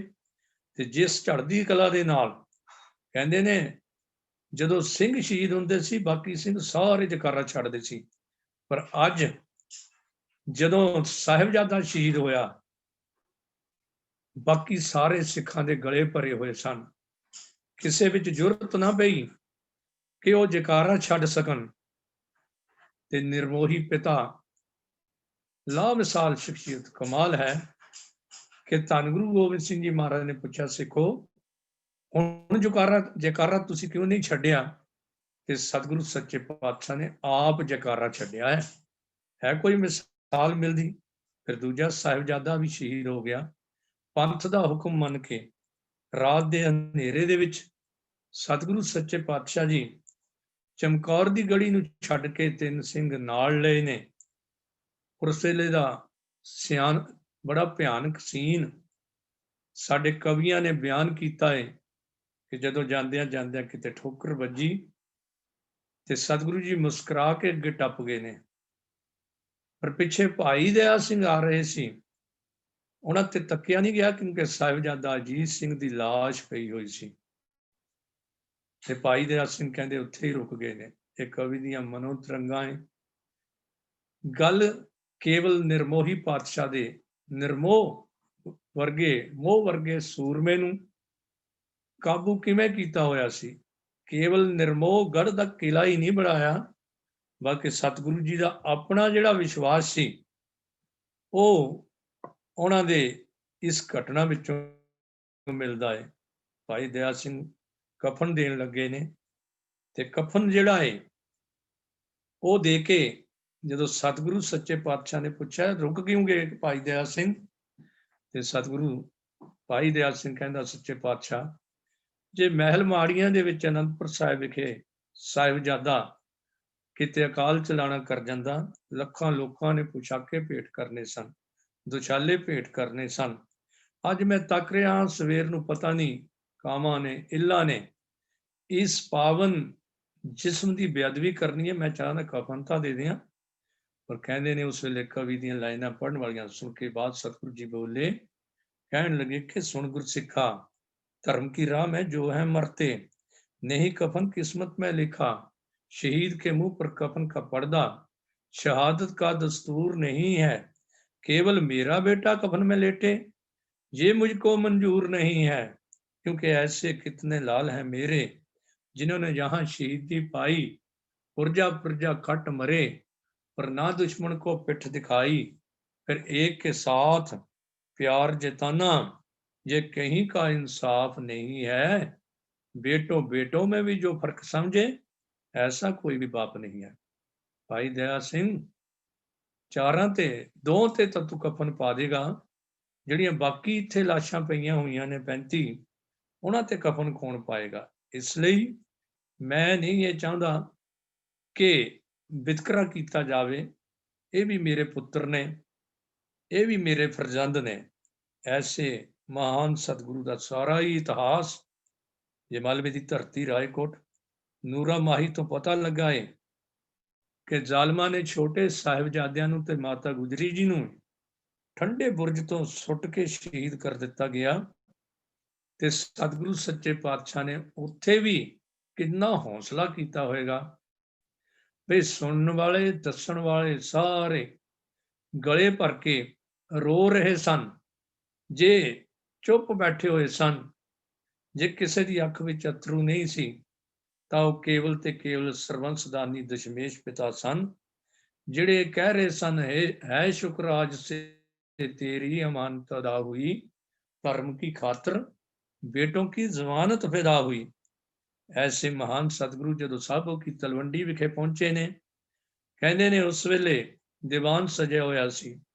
ਮਾਤਾ ਸਾਹਿਬ ਕੌਰ ਤੇ ਮਾਤਾ ਸੁੰਦਰ ਕੌਰ ਜੀ ਨੇ ਆ ਕੇ ਪੁੱਛ ਕੀਤੀ, ਸੱਚੇ ਪਾਤਸ਼ਾਹ ਆ ਬੈਠੇ ਨੇ ਭਾਈ ਮਨੀ ਸਿੰਘ, ਆ ਬੈਠੇ ਨੇ ਬਾਬਾ ਦੀਪ ਸਿੰਘ, ਭਾਈ ਦਇਆ ਸਿੰਘ ਬੈਠੇ ਹੋਏ ਨੇ, ਸੱਚੇ ਪਾਤਸ਼ਾਹ ਮੈਨੂੰ ਦੱਸੋ ਮੇਰਾ ਅਜੀਤ ਕਿੱਥੇ ਹੈ, ਮੇਰਾ ਜੁਝਾਰ ਕਿੱਥੇ ਹੈ, ਤੇ ਮੇਰਾ ਜੋਰਾਵਰ ਤੇ ਫਤਿਹ ਸਿੰਘ ਕਿੱਥੇ ਹੈ। ਸਤਿਗੁਰੂ ਜੀ ਨੇ ਉਸ ਵੇਲੇ ਸਾਡੇ ਦਾਦਿਆਂ ਪੜਦਾਦਿਆਂ ਨਗੜ ਦਾਦਿਆਂ ਵੱਲ ਉਂਗਲ ਕਰਕੇ ਲਿਖਿਆ ਸੀ, ਇਨ ਪੁੱਤਰਨ ਕੇ ਸੀਸ ਪਰ ਕਿਹਾ ਸੀ, ਇਨ ਪੁੱਤਰਨ ਕੇ ਸੀਸ ਪਰ ਵਾਰ ਦੀਏ ਸੁਤ ਚਾਰ, ਚਾਰ ਮੂਏ ਤੋਂ ਕਿਆ ਹੁਆ ਜੀਵਤ ਕਈ ਹਜ਼ਾਰ। ਐਡਾ ਵੱਡਾ ਭਾਣਾ ਵਾਪਰ ਜਾਣ ਤੋਂ ਬਾਅਦ ਵੀ ਮਿਸਟਰ ਕਨਿੰਗਮ ਲਿਖਦਾ ਹੈ ਕਿ ਦਮਦਮਾ ਸਾਹਿਬ ਸਾਬੋਂ ਕੀ ਤਲਵੰਡੀ ਵਿਖੇ ਸਤਿਗੁਰੂ ਜੀ ਨੇ ਧਰਮ ਪ੍ਰਚਾਰ ਦੀ ਲਹਿਰ ਨੂੰ ਮੱਠਾ ਨਹੀਂ ਪੈਣ ਦਿੱਤਾ। ਸਭ ਕੁਝ ਭੁੱਲ ਭੁਲਾ ਕੇ ਇਹ ਅਕਾਲ ਪੁਰਖ ਦੀ ਦਾਤ ਸੀ, ਅਕਾਲ ਪੁਰਖ ਵਾਹਿਗੁਰੂ ਨੇ ਦਾਤ ਵਾਪਸ ਲੈ ਲਈ। ਮੇਰਾ ਮੁਝ ਮੈਂ ਕਿਛ ਨਹੀਂ, ਜੋ ਕਿਛ ਹੈ ਸੋ ਤੇਰਾ, ਤੇਰਾ ਤੁਝ ਕੋ ਸੌਂਪੇ ਕਿਆ ਲਾਗੇ ਮੇਰਾ। ਫੇਰ ਵੀ ਸੱਚੇ ਪਾਤਸ਼ਾਹ ਨੇ ਉੱਥੇ ਆਪਣੇ 1.25 ਲੱਖ ਬੰਦੇ ਨੂੰ ਛਕਾਇਆ। ਮਿਸਟਰ ਕਿੰਗਮ ਵਧਾਏ। ਅੱਜ ਸਾਡੇ ਥੋੜੀ ਜਿਹੀ ਵੀ ਕੋਈ ਗੱਲ ਹੋ ਜਾਵੇ ਤੇ ਅਸੀਂ ਧਰਮ ਪ੍ਰਚਾਰ ਤੋਂ ਮੁੱਖ ਮੋੜ ਲੈਂਦੇ ਹਾਂ। ਇਸ ਤਰ੍ਹਾਂ ਦਾ ਲਾਸਾਨੀ ਪ੍ਰਚਾਰਕ ਵਾਕਿਆ ਹੀ ਜੋਤ ਵਹਾ ਜੁਗਤ ਸਾਏ, ਛਕਾਇਆ ਫੇਰ ਪਲਟੀਏ, ਧੰਨ ਗੁਰੂ ਨਾਨਕ ਪਾਤਸ਼ਾਹ ਦਾ ਸਾਖਸ਼ਾਤ ਰੂਪ ਸਨ। ਗੁਰੂ ਪਿਆਰਿਓ, ਐਸੀ ਮੋਹ ਆਪਣੇ ਪੂਰੇ ਕੰਟਰੋਲ ਦੇ ਵਿੱਚ ਕੀਤਾ ਸੀ। ਪੰਜਵਾਂ ਜਿਹੜਾ ਔਗਣ ਹੈ ਉਹ ਹੰਕਾਰ ਮੰਨਿਆ ਗਿਆ। ਸਤਿਗੁਰੂ ਸੱਚੇ ਪਾਤਸ਼ਾਹ ਨੇ ਸੂਰਮੇ ਦੀ ਪਰਿਭਾਸ਼ਾ ਗੁਰੂ ਨਾਨਕ ਪਾਤਸ਼ਾਹ ਨੇ ਦਿੱਤੀ, ਨਾਨਕ ਸੋ ਸੂਰਾ ਬਰਿਆਮ, ਜਿਨ ਵਿੱਚੋਂ ਦੁਸ਼ਟ ਅਹੰਕਰਨ ਮਾਰਿਆ। ਬਈ ਉਹ ਹੀ ਅਸਲੀ ਸੂਰਮਾ ਹੈ ਜਿਨੇ ਆਪਣੇ ਮਨ ਦੇ ਵਿੱਚੋਂ ਹੰਕਾਰ ਨੂੰ ਖਤਮ ਕਰ ਲਿਆ। ਤੇ ਧੰਨ ਗੁਰੂ ਗੋਬਿੰਦ ਸਿੰਘ ਸੱਚੇ ਪਾਤਸ਼ਾਹ ਜੀ ਐਸੇ ਲਾਸਾਨੀ ਸੂਰਮੇ ਸਨ ਜਿਨ੍ਹਾਂ ਨੇ ਬਾਕੀ ਔਗਣਾਂ ਦੇ ਨਾਲ ਨਾਲ ਇਸ ਹੰਕਾਰ ਵਰਗੇ ਔਗਣ ਨੂੰ ਵੀ ਆਪਣੇ ਪੂਰੀ ਤਰ੍ਹਾਂ ਕਾਬੂ ਕੀਤਾ ਹੋਇਆ ਸੀ। ਨਹੀਂ ਤਾਂ ਅਸੀਂ ਬੜੇ ਸੀਰੀਅਲ ਦੇਖੇ ਹਨ, ਰਾਮਾਇਣ, ਮਹਾਭਾਰਤ, ਓਮ ਨਮੋ ਸ਼ਿਵਾਏ, ਜੈ ਹਨੂਮਾਨ, ਜੈ ਗੰਗਾ ਮਈਆ, ਮੈਂ ਸਾਰੇ ਹੀ ਦੇਖੇ।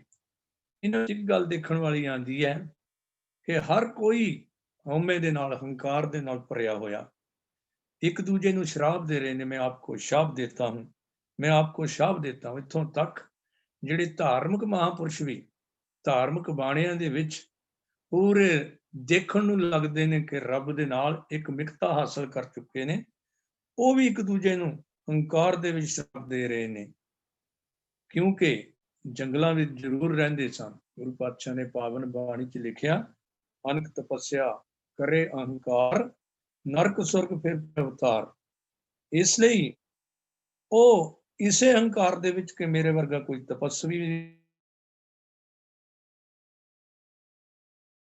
ਨਹੀਂ, ਮੇਰੇ ਵਰਗਾ ਕੋਈ ਗਿਆਨੀ ਨਹੀਂ, ਮੇਰੇ ਵਰਗਾ ਕੋਈ, ਬਲਕਿ ਜੇ ਕੋਈ ਛੋਟੀ ਮੋਟੀ ਮਾੜੀ ਮੋਟੀ ਚੰਗਿਆਈ ਵੀ ਕਰ ਲਵੇ ਤੇ ਉਹ ਵੀ ਹੰਕਾਰ ਦੇ ਵਿੱਚ ਫਸਿਆ ਹੋਇਆ। ਗੁਰੂ ਪਾਤਸ਼ਾਹ ਦੇ ਪਾਵਨ ਬਚਨ, ਜੇ ਕੋਈ ਕਰੇ ਚੰਗਿਆਈ ਮਨ ਚਿਤ ਬਹੁਤ ਵਫਾਵੇ, ਇਤੇ ਗੁਣ ਇਤੀਆਂ ਚੰਗਿਆਈਆਂ ਦੇ ਨਾ ਪਛੋਤਾਵੇ। ਵੀ ਇਹ ਤਾਂ ਕੇਵਲ ਤੇ ਕੇਵਲ ਅਕਾਲ ਪੁਰਖ ਵਾਹਿਗੁਰੂ ਜਾਂ ਉਹਨਾਂ ਦੀ ਜੋਤ ਗੁਰੂ ਨਾਨਕ ਪਾਤਸ਼ਾਹ, ਧੰਨ ਗੁਰੂ ਗੋਬਿੰਦ ਸਿੰਘ ਸੱਚੇ ਪਾਤਸ਼ਾਹ, ਉਹ ਹੀ ਹੰਕਾਰ ਤੋਂ ਮੁਕਤ ਸਨ। ਨਹੀਂ ਤਾਂ ਪੈਗੰਬਰਵਾਦ ਦਾ ਇਤਿਹਾਸ ਪੜ੍ਹੀਏ, ਕੋਈ ਆਪਣੇ ਆਪ ਨੂੰ ਖੁਦਾ ਦਾ ਵਾਹਿਦ ਪੁੱਤਰ ਅੱਜ ਵੀ ਕਹਿ ਰਿਹਾ, ਪ੍ਰਚਾਰਿਆ ਜਾ ਰਿਹਾ। ਕੋਈ ਆਪਣੇ ਆਪ ਨੂੰ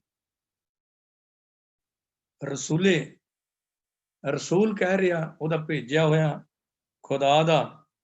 ਤੇ ਕੋਈ ਇਹ ਕਹਿੰਦੇ ਨੇ ਕਿ ਜਦੋਂ ਵੀ ਮੇਰੇ ਭਗਤਾਂ ਨੂੰ ਦੁੱਖ ਹੁੰਦਾ ਹੈ, ਮੈਂ ਅਵਤਾਰ ਧਾਰ ਕੇ ਸੰਸਾਰ ਦੇ ਵਿੱਚ ਆਉਂਦਾ ਹੈ। ਪਰ ਧੰਨ ਗੁਰੂ ਗੋਬਿੰਦ ਸਿੰਘ ਸੱਚੇ ਪਾਤਸ਼ਾਹ ਐਸੇ ਗ੍ਰੰਥ ਜਿਹਦੇ ਬਾਰੇ ਕਿਹਾ ਜਾਂਦਾ ਕਿ ਹਿੰਦੁਸਤਾਨ ਦੀ ਸੰਸਕ੍ਰਿਤੀ ਦੇ ਵਿੱਚ ਹੈ, ਉਹ ਪੜ੍ਹ ਕੇ ਦੇਖ ਲਈਏ, ਜਿਹਦੇ 18 ਅਧਿਆਏ, 700 ਸ਼ਲੋਕ ਤੇ 620 ਸ਼ਲੋਕ ਭਗਵਾਨ ਜੀ ਦੇ ਅਵਤਾਰ ਦੇ ਆਪਣੇ ਲਿਖੇ ਹੋਏ ਹਨ, ਜਿਹਦੇ ਵਿੱਚ 620 ਸ਼ਲੋਕਾਂ ਵਿੱਚ 375 ਵਾਰ ਮੈਂ ਸ਼ਬਦ ਦੀ ਵਰਤੋਂ, ਮੈਂ, ਮੈਨੂੰ, ਮੈਨੇ, ਮੇਰੇ ਦੁਆਰਾ ਇਹ ਕੀਤੀ ਗਈ। 10ਵੇਂ ਅਧਿਆਏ ਵਿੱਚ 33 ਸ਼ਲੋਕਾਂ ਦੇ ਵਿੱਚ 96 ਵਾਰ ਮੈਂ ਸ਼ਬਦ ਦੀ ਵਰਤੋਂ ਕੀਤੀ ਗਈ ਹੈ ਇੱਕੋ ਹੀ ਅਧਿਆਏ ਦੇ ਵਿੱਚ। ਜੇ ਪੁਰਾਣੇ ਆਚਾਰੀਆ ਦਾ ਦੇਖੀਏ ਤੇ ਸ਼ੰਕਰਾਚਾਰੀਆ ਵਰਗੇ ਇਹ ਗੱਲ ਕਹਿੰਦੇ ਨੇ, ਅਹੰ ਬ੍ਰਹਮ ਸਮ, ਕਿ ਮੈਂ ਹੀ ਬ੍ਰਹਮ ਹਾਂ, ਇਹ ਨਾਰਾ ਮਾਰਿਆ। ਮੁਲਤਾਨ ਦੇ ਪੀਰਾਂ ਨੇ ਵੀ ਅਨਲ ਹੱਕ, ਭਾਵ ਮੈਂ ਹੀ ਖੁਦਾ ਹਾਂ, ਮੈਂ ਹੀ ਖੁਦਾ ਹਾਂ। ਪਰ ਸਤਿਗੁਰੂ ਜੀ ਨੇ ਪਾਵਨ ਬਾਣੀ ਦੇ ਵਿੱਚ ਇਹ ਗੱਲ ਕਹੀ ਸੀ, ਜਬ ਲਗ ਮੇਰੀ ਮੇਰੀ ਕਰੇ, ਤਬ ਲਗ ਕਾਜ ਏਕ ਨਹੀਂ ਸਰੇ, ਜਬ ਮੇਰੀ ਮੇਰੀ ਮਿਟ ਜਾਏ, ਤਬ ਪ੍ਰਭ ਕਾਜ ਸਵਾਰੇ ਆਏ। ਜਾਂ कबीर तू करता तू हुआ, मुझ में रहा ना हूं, जब आपा फरका मिट गया, जत देखो तात तू। ਧੰਨ ਗੁਰੂ ਗੋਬਿੰਦ ਸਿੰਘ ਸੱਚੇ ਪਾਤਸ਼ਾਹ ਨੇ ਸਾਰਾ ਜੀਵਨ ਮਾਨਵਤਾ ਦੀ ਖਾਤਰ, ਗਰੀਬਾਂ ਨਿਮਾਣਿਆਂ ਦੀ ਖਾਤਰ ਸੀ, ਔਰ ਸਾਰਾ ਸੰਘਰਸ਼ ਹੀ ਉਹਨਾਂ ਦੀ ਖਾਤਰ ਲੜਿਆ, ਆਪਣਾ ਸਰਬੰਸ ਵੀ ਵਾਰ ਦਿੱਤਾ। ਜਿਨ ਕੀ ਜ਼ਾਤ ਔਰ ਕੁਲ ਮਾਹੀ, ਸਰਦਾਰੀ ਨਾ ਪਈ ਕਦਾਹੀ, इन्हीं को सरदार बनाऊं, इन्हीं से राजे उपजाऊं, राज करन की रीत सिखाऊं, तबै गोविंद सिंह नाम कहाऊं। ਤੇ ਜਦੋਂ ਕਿਸੇ ਨੇ ਪੁੱਛ ਲਿਆ, ਸੱਚੇ ਪਾਤਸ਼ਾਹ ਤੁਸੀਂ ਇਤਨੀ ਵੱਡੀ ਕੁਰਬਾਨੀ ਕੀਤੀ ਹੈ, ਤਾਂ ਸਤਿਗੁਰੂ ਜੀ ਨੇ ਬਾਕੀ ਮਹਾਂਪੁਰਸ਼ਾਂ ਵਾਂਗ ਨਹੀਂ ਕਿਹਾ ਕਿ ਮੇਰੇ ਸਿੱਖ ਮੇਰੀਆਂ ਭੇਡਾਂ ਹਨ, ਜਾਂ ਇਹਨਾਂ ਨੂੰ ਮਰਨ ਤੋਂ ਬਾਅਦ ਮੈਂ ਸਵਰਗਾਂ ਵਿੱਚ ਲਿਜਾਵਾਂਗਾ, ਬਲਕਿ ਆਪਣੀਆਂ ਸਾਰੀਆਂ ਪ੍ਰਾਪਤੀਆਂ ਦਾ ਧੁਰਾ ਜਿਹੜਾ ਹੈ ਉਹਨਾਂ ਗਰੀਬਾਂ ਨਿਮਾਣਿਆਂ ਨੂੰ ਹੀ ਆਖਿਆ ਜਿਨ੍ਹਾਂ ਨੂੰ ਸੱਚੇ ਪਾਤਸ਼ਾਹ ਨੇ ਸਰਦਾਰੀਆਂ ਦਿੱਤੀਆਂ, ਬਾਦਸ਼ਾਹੀਆਂ ਦਿੱਤੀਆਂ, ਜਿਨ੍ਹਾਂ ਦੀ ਖਾਤਰ ਸਰਬੰਸ ਵਾਰਿਆ। ਅੰਤ ਪ੍ਰਵਾਨਿਤ ਬਾਣੀ ਦੇ ਵਿੱਚ ਅਸੀਂ ਪੜ੍ਹਦੇ ਹਾਂ, ਜੁੱਧ ਜਿੱਤੇ ਇਨਹੀ ਕੇ ਪ੍ਰਸਾਦ, इन्हीं के प्रसाद सो दान करे, अग ओग टरे इन्हीं के प्रसाद, इन्हीं की कृपा पुन धाम भरे, इन्हीं के प्रसाद सो विद्या लई, इन्हीं की कृपा सब शत्रु मरे, इन्हीं की कृपा के सजय हम हैं, सजाए हम हैं, नहीं मोसो गरीब करोड़ परे। मैं इन्हां दी कृपा दे नाल ही जो कुछ बन सकिया हाँ, नहीं तां मेरे वर्गे ਕਰੋੜਾਂ ਹੀ ਕਰੋੜਾਂ ਜਿਹੜੇ ਨੇ ਉਹ ਗਰੀਬ ਘੁੰਮਦੇ ਪਏ ਨੇ। ਆਪਣੇ ਆਪ ਨੂੰ ਸੱਚੇ ਪਾਤਸ਼ਾਹ ਨੇ ਗਰੀਬ ਆਖਿਆ। ਦਾ ਲੇਸ ਮਾਤਰ ਵੀ ਸਤਿਗੁਰੂ ਜੀ ਦੇ ਨੇੜੇ ਨਹੀਂ ਸੀ, ਬਲਕਿ ਇੱਥੋਂ ਤੱਕ ਕਿ ਸੇਵ ਕਰੀ ਨਹੀਂ ਕੀ ਭਾਵਤ ਔਰ ਕੀ ਸੇਵ ਸੁਹਾਤ ਨਾ ਜੀ ਕੋ, दान दियो इन्हीं को भलो और आन को दान न लागत नीको, आगे भले इन्हीं को दियो और जग में जस कियो सब फीको, मोह ग्रह ते तन ते मन ते सिर लो धन लो सब ही इन्हीं को। है कोई मिसाल साध संगत जे किते संसार दे विच कोई मिलदी होवे, ऐसे मोह नूं, काम नूं, क्रोध नूं, लोभ नूं, हंकार नूं काबू करन वाले सर्वंसदानी दशमेश पिता जी दे बारे तां ही तां भाई नंद लाल जी ने कह दिता सी, कदरो कुदरत पेश गुरु गोबिंद सिंह, इनकियाद अंदेश गुरु गोबिंद सिंह। बई कुदरत भी सतगुरु जी का सत्कार करती है ते आप सतगुरु जी अपने आप नूं वाहिगुरु दे दास दसदे हन। इत्थों तक अंतला हुक्म जिहड़ा मैनू परमेश्वर आखेगा वो नरकां दा भागी होवेगा, क्योंकि मैं तो उस परिपूर्ण परमात्मा वाहिगुरु दा दास बन के संसार दे विच आया हाँ। गुरु प्यारिओ, संसार दे विच कोई मिसाल ऐसी नहीं मिलती कि धन गुरु गोबिंद सिंह जी महाराज दे वांग किसी ने अपने आप नूं रोग मुक्त इन्हां काम क्रोध लोभ मोह हंकार तो जिस तरह सच्चे पातशाह ने अपने आप नूं मुक्त कीता होया सी, अनेकां ही उदाहरणां इतिहास दे विचों दित्तियां जा सकदियां ने। और दावरे आफाक गुरु गोबिंद सिंह दर्दो आलम ताक गुरु गोबिंद सिंह जी वाले बचन जिहड़े है वो बिल्कुल 100% सच साबित होंदे हन कि धन गुरु गोबिंद सिंह सच्चे पातशाह दे बराबर दी कोई शख्सियत संसार दे विच नहीं।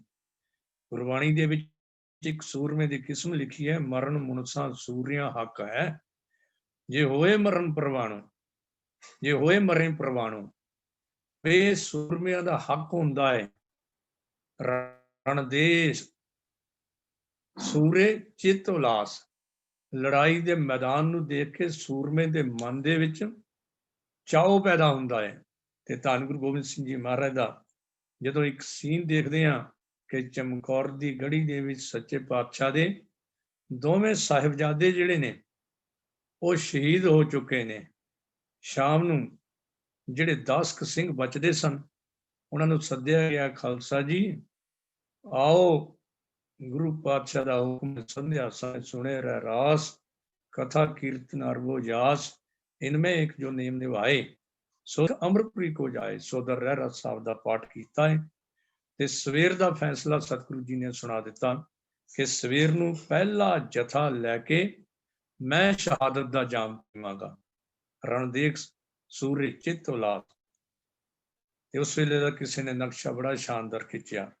ਸਿੰਘਾਂ ਸੋਚਿਆ ਪਿਆ ਹਨੇਰ ਭਾਵੇਂ, ਬਹਿੰਦੇ ਬਹਿੰਦਿਆਂ ਚੰਨ ਨਾ ਚਾੜ ਬਈਏ, ਆਈ ਖਿਜ਼ਾ ਤਾਂ ਕਿਤੇ ਬਹਾਰ ਆਈ, ਮੁੰਡੋ ਬਾਗ ਨਾ ਕਿਤੇ ਉਜਾੜ ਬਈਏ।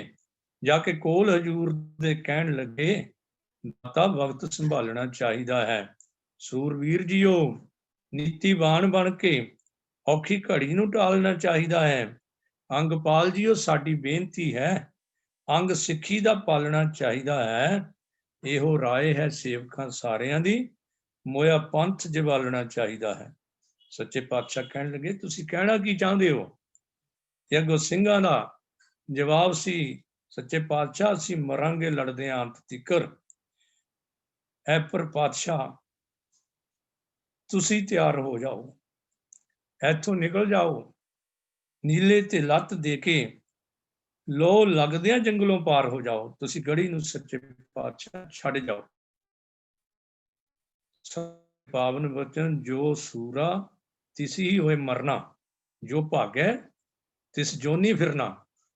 ਸਤਿਗੁਰੂ ਸੱਚੇ ਪਾਤਸ਼ਾਹ ਦੀ ਇਹ ਸੂਰਮੇ ਦੀ ਸਿਫਤ ਗੁਰਬਾਣੀ ਵਿੱਚ ਲਿਖੀ ਹੈ ਕਿ ਜੋ ਸੂਰਾ ਤਿਸ ਹੀ ਹੋਏ ਮਰਨਾ। ਸਤਿਗੁਰੂ ਜੀ ਅੜ ਗਏ, ਬਲਕਿ ਗੁੱਸੇ ਦੇ ਵਿੱਚ ਉਸ ਵੇਲੇ ਆਏ ਨੇ। ਨਹੀਂ, ਸੱਚੇ ਪਾਤਸ਼ਾਹ ਨੂੰ ਕੋਈ ਕ੍ਰੋਧ, ਕੋਈ ਗੁੱਸਾ ਨਹੀਂ ਕਦੇ ਆਉਂਦਾ ਸੀ। ਕਵੀ ਨੇ ਆਪਣੀ ਕਲਪਨਾ ਦੇ ਮੁਤਾਬਕ ਜੋ ਨਕਸ਼ਾ ਖਿੱਚਿਆ, ਉਹ ਕਹਿੰਦਾ ਟੁੱਕੇ ਬੁੱਲ ਹਜੂਰ ਨੇ ਖਾ ਘੂਰੀ, ਕਿਹਾ ਕਿਹੜਾ ਸਰਦਾਰ ਇਹ ਬੋਲਦਾ ਏ। ਸੇਵਕ ਬੋਲਦਾ, ਸਿੱਖ ਨੇ ਕਿਹਾ ਅੱਗੋਂ ਸਾਡਾ ਸਾਂਝਾ ਵਿਚਾਰੇ ਬੋਲਦਾ ਹੈ। ਕਿਉਂ ਮੈਨੂੰ ਇਸ ਗੱਲ ਲਈ ਕਿਉਂ ਕਹਿੰਦੇ ਹੋ? ਤੇ ਉਸ ਵੇਲੇ ਕਵੀ ਕਹਿੰਦਾ, ਸਿੱਖਾਂ ਦਾ ਜਵਾਬ ਸੀ, ਸੱਚੇ ਪਾਤਸ਼ਾਹ ਸਾਡੇ ਜਿਹੇ ਲੱਖਾਂ ਪੈਦਾ ਕਰੇਗਾ ਤੂੰ, ਪਾਸਾ ਅਸਾਂ ਕੋਈ ਜਗਤ ਦਾ ਥੰਮਣਾ ਨਹੀਂ। ਪਰ ਜੇ ਤੂੰ ਨਾ ਰਹੋ ਦਸ਼ਮੇਸ਼ ਦੂਲੇ, ਮੁੜ ਕੇ ਗੁਰੂ ਗੋਬਿੰਦ ਸਿੰਘ ਕੋਈ ਜੰਮਣਾ ਨਹੀਂ। ਫਿਰ ਸੱਚੇ ਪਾਤਸ਼ਾਹ ਨੇ ਫਿਰ ਜੋ ਕੁਝ ਜੋਸ਼ ਦੇ ਵਿੱਚ ਉਹਨਾਂ ਦੀ ਜੋ ਪਾਵਨ ਜਿਸਮ ਸੀ, ਪਾਵਨ ਸਰੀਰ ਸੀ, ਉਹ ਕਿਸ ਤਰ੍ਹਾਂ ਗੁੱਸੇ ਦੇ ਵਿੱਚ ਆਇਆ, ਜਾਂ ਅਸੀਂ ਕਹਿ ਲਈਏ ਜੋਸ਼ ਦੇ ਵਿੱਚ ਆਇਆ। ਤੇ ਕਵੀ ਨੇ ਉਹ ਲਿਖਿਆ, ਆਇਆ ਰੋ ਅੰਦਰ ਪੁਤਲਾ ਸਰਬਲੋਹ ਦਾ, ਉਹਦੀ ਵੀਰਤਾ ਸ਼ਾਨ ਵਿਖਾਣ ਲੱਗੀ। ਤੀਰਾਂ ਉਹਨਿਆਂ ਨੇ ਗਿੱਠ ਗਿੱਠ ਜੀਭ ਕੱਢੀ, ਆਕੜ ਉਸਦੀ ਲੈਣ ਕਮਾਣ ਲੱਗੀ। ਸ਼ੂਕੀ ਵਾਂਗ ਦਮੂਹੀ ਦੇ ਤੇਗ ਉਹਦੀ, ਵੱਟ ਵਿੱਚ ਮਿਆਨ ਦੇ ਖਾਣ ਲੱਗੀ। ਨੀਲਾ ਹਿਣਕਿਆ, ਬਾਜ ਨੇ ਖੰਭ ਛੱਡੇ, ਧਰਤੀ ਸੁਣ ਕੇ ਹੋਣ ਹੈਰਾਨ ਲੱਗੀ। ਲਾਟਾਂ ਨਿਕਲੀਆਂ ਉਸ ਦੇ ਨੇਤਰਾਂ ਚੋਂ, ਡੋਲੀ ਉਸ ਤੇ ਛੱਲੀਆਂ ਪੈ ਗਈਆਂ। ਕਲਗੀ ਉਸ ਦੀ ਤੋਂ ਬਿਜਲੀ ਜਿਹੀ ਚਮਕੀ, ਫੌਜਾਂ ਵਿੱਚ ਤਰਥੱਲੀਆਂ ਪੈ ਗਈਆਂ। ਕਿਉਂਕਿ ਗੁਰੂ ਪਾਤਸ਼ਾਹ ਦਾ ਇੱਕ ਸੂਰਮੇ ਦੀ ਕਿਸਮ ਦੱਸੀ ਕਿ ਸੂਰ ਕੇ ਸਨਮੁਖ ਰਣ ਤੇ ਡਰ ਪਏ, ਸਤੀ ਕੇ ਸੰਚੇ ਭਾਂਡੇ। ਜੇ ਸਤੀ ਹੋਣ ਵਾਲੀ ਬੀਬੀ ਸਤੀ ਹੋਣ ਤੋਂ ਪਹਿਲਾਂ ਆਪਣੇ ਭਾਂਡੇ ਸੰਭਾਲਣ ਲੱਗ ਪਵੇ, ਗਹਿਣਾ ਗਿੱਟਾ ਸੰਭਾਲਣ ਲੱਗ ਪਵੇ ਕਿ ਮੈਨੂੰ ਜੰਦੇ ਵਿੱਚ ਰੱਖ ਲਵਾਂ, ਕਾਹਦੀ ਸਤੀ ਹੈ। ਇਦਾਂ ਹੀ ਉਹ ਸੂਰਮਾ ਕੀ ਹੈ ਜਿਹੜਾ ਮੌਤ ਦੇ ਡਰ ਤੋਂ ਜਾਂ ਜੰਗ ਵਿੱਚ ਸਨਮੁਖ ਜਾਣ ਤੋਂ ਰੁਕ ਜਾਵੇ। ਇਸ ਲਈ ਗੁਰੂ ਪਿਤਾ ਨੇ ਕਿਹਾ, ਉਸਨੇ ਕਿਹਾ ਗੰਭੀਰਤਾ ਨਾਲ, ਸਿੰਘੋ ਕੀ ਮੈਂ ਪਿੱਠ ਦਿਖਾ ਕੇ ਨੱਠ ਜਾਵਾਂ? ਜਿਨ੍ਹਾਂ ਮੌਤ ਤੱਕ ਮੇਰਾ ਸਾਥ ਦਿੱਤਾ, ਮੈਂ ਉਹ ਸਿੱਖ ਮਰਵਾ ਕੇ ਨੱਠ ਜਾਵਾਂ? 4 ਦਿਨਾਂ ਦੀ ਕੂੜੀ ਜ਼ਿੰਦਗੀ ਲਈ ਮੈਂ ਹੁਣ ਘੋੜਾ ਭਜਾ ਕੇ ਨੱਠ ਜਾਵਾਂ? ਅੰਮ੍ਰਿਤ ਦੇ ਕੇ ਜਿਸ ਨੂੰ ਅਮਰ ਕੀਤਾ, ਜਿਨ੍ਹਾਂ ਨੂੰ ਅਮਰ ਕੀਤਾ, ਕੀ ਮੈਂ ਉਹ ਸਿੱਖ ਮਰਵਾ ਕੇ ਨੱਠ ਜਾਵਾਂ?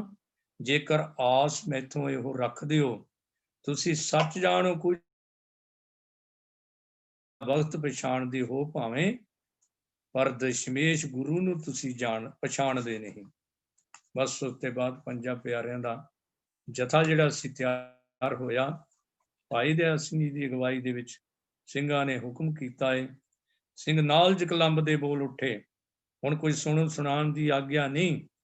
ਗੁਰੂ ਗੋਬਿੰਦ ਸਿੰਘ ਤੈਨੂੰ ਪੰਥ ਹੁਕਮ ਦਿੰਦਾ, ਇੱਥੇ ਘੜੀ ਲਗਾਉਣ ਦੀ ਆਗਿਆ ਨਹੀਂ। ਤੂੰ ਹੈ ਗੁਰੂ ਤੇ ਖਾਲਸਾ ਗੁਰੂ ਤੇਰਾ, ਉਹਦਾ ਹੁਕਮ ਪਲਟਾਉਣ ਦੀ ਆਗਿਆ ਨਹੀਂ। ਤੇਰੀ ਜਾਨ ਇਮਾਨਤ ਹੈ ਖਾਲਸੇ ਦੀ, ਉਹਨੂੰ ਇੱਥੇ ਗਵਾਉਣ ਦੀ ਆਗਿਆ ਨਹੀਂ। ਛੇਤੀ ਉੱਠੋ ਤੇ ਕਲਗੀਆਂ ਜਿਵੇਂ ਲਾਹੋ, ਦੂਰ ਵੈਰੀਆਂ ਦੀ ਨਜ਼ਰੋਂ ਹਟ ਜਾਵੋ। ਬੇਲਾ ਪਾ ਕੇ ਫੌਜ ਤਿਆਰ ਕਰ ਲੋ, ਫਿਰ ਦੁਸ਼ਮਣ ਦੇ ਸਾਹਮਣੇ ਡਟ ਜਾਓ। ਫਿਰ ਕੀ ਸੀ ਸੁਣਿਆ, ਗੁਰੂ ਨੇ, ਗੁਰੂ ਦਾ ਹੁਕਮਨਾਮਾ, ਛੇਤੀ ਸੀਸ ਉਠਾ ਝੁਕਾ ਕੇ ਉੱਠ ਤੁਰਿਆ। ਛੇਤੀ ਸੀਸ ਝੁਕਾ ਕੇ ਉੱਠ ਤੁਰਿਆ, ਹੱਥ ਜੋੜ ਦਿੱਤੇ, ਅੱਖਾਂ ਭਰ ਆਈਆਂ ਅਤੇ ਹੁਕਮ ਵਜਾ ਕੇ ਉੱਠ ਤੁਰਿਆ। ਪੇਟਾ ਪੰਥ ਦੀ ਕਲਗੀਆਂ ਜਗ੍ਹਾ ਕੀਤੇ, ਬਾਜ ਉਂਗਲੀ ਲਾ ਕੇ ਉੱਠ ਤੁਰਿਆ। ਗੋਬਿੰਦ ਸਿੰਘ ਆਪੇ ਗੁਰੂ ਆਪੇ ਚੇਲਾ, ਜਗਤ ਤਾਂ ਹੀ ਵਿਖਾ ਕੇ ਉੱਠ ਤੁਰਿਆ। ਇਹ ਇਤਿਹਾਸ ਕਹਿੰਦਾ ਮੋਈ ਹੋਈ ਸਿੱਖੀ, 5 ਸਿੰਘਾਂ ਨੇ ਫੇਰ ਜਵਾਬ ਦਿੱਤੀ, ਔਖੀ ਘੜੀ ਆਈ ਸੀ, ਖਾਲਸਾ ਪੰਥ ਉੱਤੇ ਸਿੰਘਾਂ ਗੁਰੂ ਬਣ ਕੇ ਫਿਰ ਟਾਲ ਦਿੱਤੀ। ਗੁਰੂ ਪਿਆਰਿਓ, ਇਹ ਹੈ ਧੰਨ ਗੁਰੂ ਗੋਬਿੰਦ ਸਿੰਘ ਸੱਚੇ ਪਾਤਸ਼ਾਹ ਜੀ ਦਾ ਪਾਵਨ ਇਤਿਹਾਸ, ਜਿੱਥੋਂ ਪਤਾ ਲੱਗਦਾ ਹੈ ਕਿ ਗੁਰੂ ਪਾਤਸ਼ਾਹ ਨੇ ਕਿਸ ਤਰ੍ਹਾਂ ਕਾਮ, ਕ੍ਰੋਧ, ਲੋਭ, ਮੋਹ, ਹੰਕਾਰ, ਇਹ ਜਿਉਂਦੇ ਜੰਮ ਜਿਹੜੇ ਉਹ ਵੀ ਕਾਬੂ ਕੀਤੇ ਹੋਏ ਸਨ, ਤੇ ਕਿਸੇ ਵੱਡੇ ਤੋਂ ਵੱਡੇ ਖੱਬੀ ਖਾਨ ਦੇ ਸਾਹਮਣੇ ਵੀ ਸੱਚੇ ਪਾਤਸ਼ਾਹ ਨੇ ਕਦੇ ਆਪਣਾ ਸੀਸ ਝੁਕਣ ਨਹੀਂ ਦਿੱਤਾ, ਔਰ ਔਗਣਾਂ ਨੂੰ ਵੀ ਆਪਣੇ ਵੱਸ ਕੀਤਾ ਹੋਇਆ ਸੀ। ਗੁਰੂ ਪਾਤਸ਼ਾਹ ਨੇ ਜਿਹੜੀ ਅਗਲੀ ਸਿਫਤ ਲਿਖੀ ਹੈ ਵੀ ਸੂਰਮਾ ਕੌਣ ਹੈ, ਉਹ ਬੰਦਾ ਸੂਰਮਾ ਹੈ ਜੋ ਗਰੀਬਾਂ ਦੀ ਖਾਤਰ ਆਪਣਾ ਆਪ ਕੁਰਬਾਨ ਕਰ ਦਿੰਦਾ। ਸੂਰਾ ਸੋ ਪਹਿਚਾਨੀਏ ਜੋ ਲੜੇ ਦੀਨ ਕੇ ਹੇਤ। ਦੀਨ ਦਾ ਮਤਲਬ ਧਰਮ ਵੀ ਹੁੰਦਾ ਹੈ, ਦੀਨ ਦਾ ਮਤਲਬ ਗਰੀਬ ਵੀ ਹੁੰਦਾ ਹੈ। ਤੇ ਧਰਮ ਦੀ ਖਾਤਰ ਤਾਂ ਸੱਚੇ ਪਾਤਸ਼ਾਹ ਨੇ ਕਹਿ ਦਿੱਤਾ ਸੀ, ਅਵਰ ਬਾਸ਼ਨਾ ਨਾਹੇ ਕਛ ਧਰਮ ਜੁਧ ਕਾ ਜਾਏ। ਤੇ ਗੁਰੂ ਪਾਤਸ਼ਾਹ ਨੇ ਆਖਿਆ, ਪੁਰਜਾ ਪੁਰਜਾ ਕੱਟ ਮਰੇ ਕਬੂ ਨਾ ਛਾੜੇ ਖੇਤ। ਭਾਵ ਸੂਰਮਾ ਉਹੀ ਹੈ ਜੋ ਗਰੀਬਾਂ, ਨਿਮਾਣਿਆਂ, ਨਿਤਾਣਿਆਂ ਦੀ ਖਾਤਰ ਲੜਦਾ ਤੇ ਮਰਦਾ ਹੈ, ਆਪਣਾ ਵਿਗਾਰ, ਵਿਰਾਨਾ ਸਾਂਢੇ, ਭਾਵ ਆਪਣਾ ਆਪ ਕੁਰਬਾਨ ਕਰਕੇ, ਆਪਣੇ ਸਰੀਰ ਦੀ ਆਹੂਤੀ ਦੇ ਕੇ ਜੋ ਗਰੀਬਾਂ ਦੀ ਖਾਤਰ ਸਭ ਕੁਝ ਕੁਰਬਾਨ ਕਰਦਾ, ਅਸਲੀ ਉਹੀ ਸੂਰਮਾ।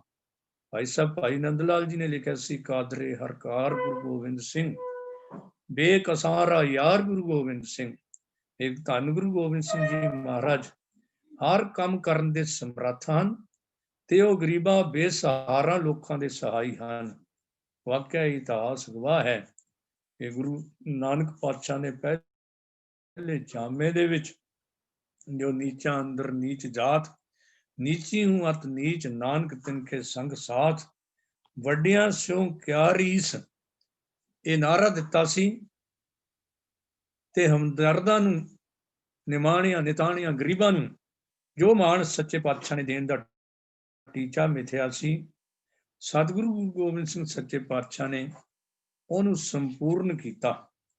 1783 ਦੇ ਵਿੱਚ ਰਵਾਲਸਰ ਦੀ ਪਹਾੜੀ ਤੇ ਜਦੋਂ ਜਾਤ ਮਾਨੀ ਲੋਕਾਂ ਨੂੰ ਮਹਾਰਾਜ ਨੇ ਸੰਬੋਧਨ ਕਰਦੇ ਕਨਵੈਨਸ਼ਨ ਬੁਲਾਈ ਸੀ, ਆਓ ਇਕੱਠੇ ਹੋ ਕੇ ਜ਼ਾਲਮ ਹਕੂਮਤ ਦੇ ਖਿਲਾਫ ਲੜੀਏ। ਤੇ ਉਹਨਾਂ ਨੇ ਸ਼ਰਤ ਲਾ ਦਿੱਤੀ, ਸੱਚੇ ਪਾਤਸ਼ਾਹ ਸਿੱਖ ਤਾਂ ਤੁਹਾਡੇ ਬਣ ਜਾਂਦੇ, ਪਰ ਤੁਸੀਂ ਆ ਸਾਰੇ ਚੂੜੇ, ਚਮਾਰ, ਚੀਂਬੇ, ਨਾਈ, ਜੱਟ, ਚੀਰ ਇੱਕੋ ਜਗ੍ਹਾ ਤੇ ਇਕੱਠੇ ਕਰ ਦਿੱਤੇ। ਇਹ ਤਾਂ ਸਾਡਾ ਪਾਣੀ ਭਰਨ ਵਾਲੇ ਸਨ, ਤੇ ਤੁਸੀਂ ਸੱਚੇ ਪਾਤਸ਼ਾਹ ਇਹਨਾਂ ਦੇ ਵੱਖ-ਵੱਖ ਜਿਹੜੇ ਹੈ ਨਾ, ਉਹ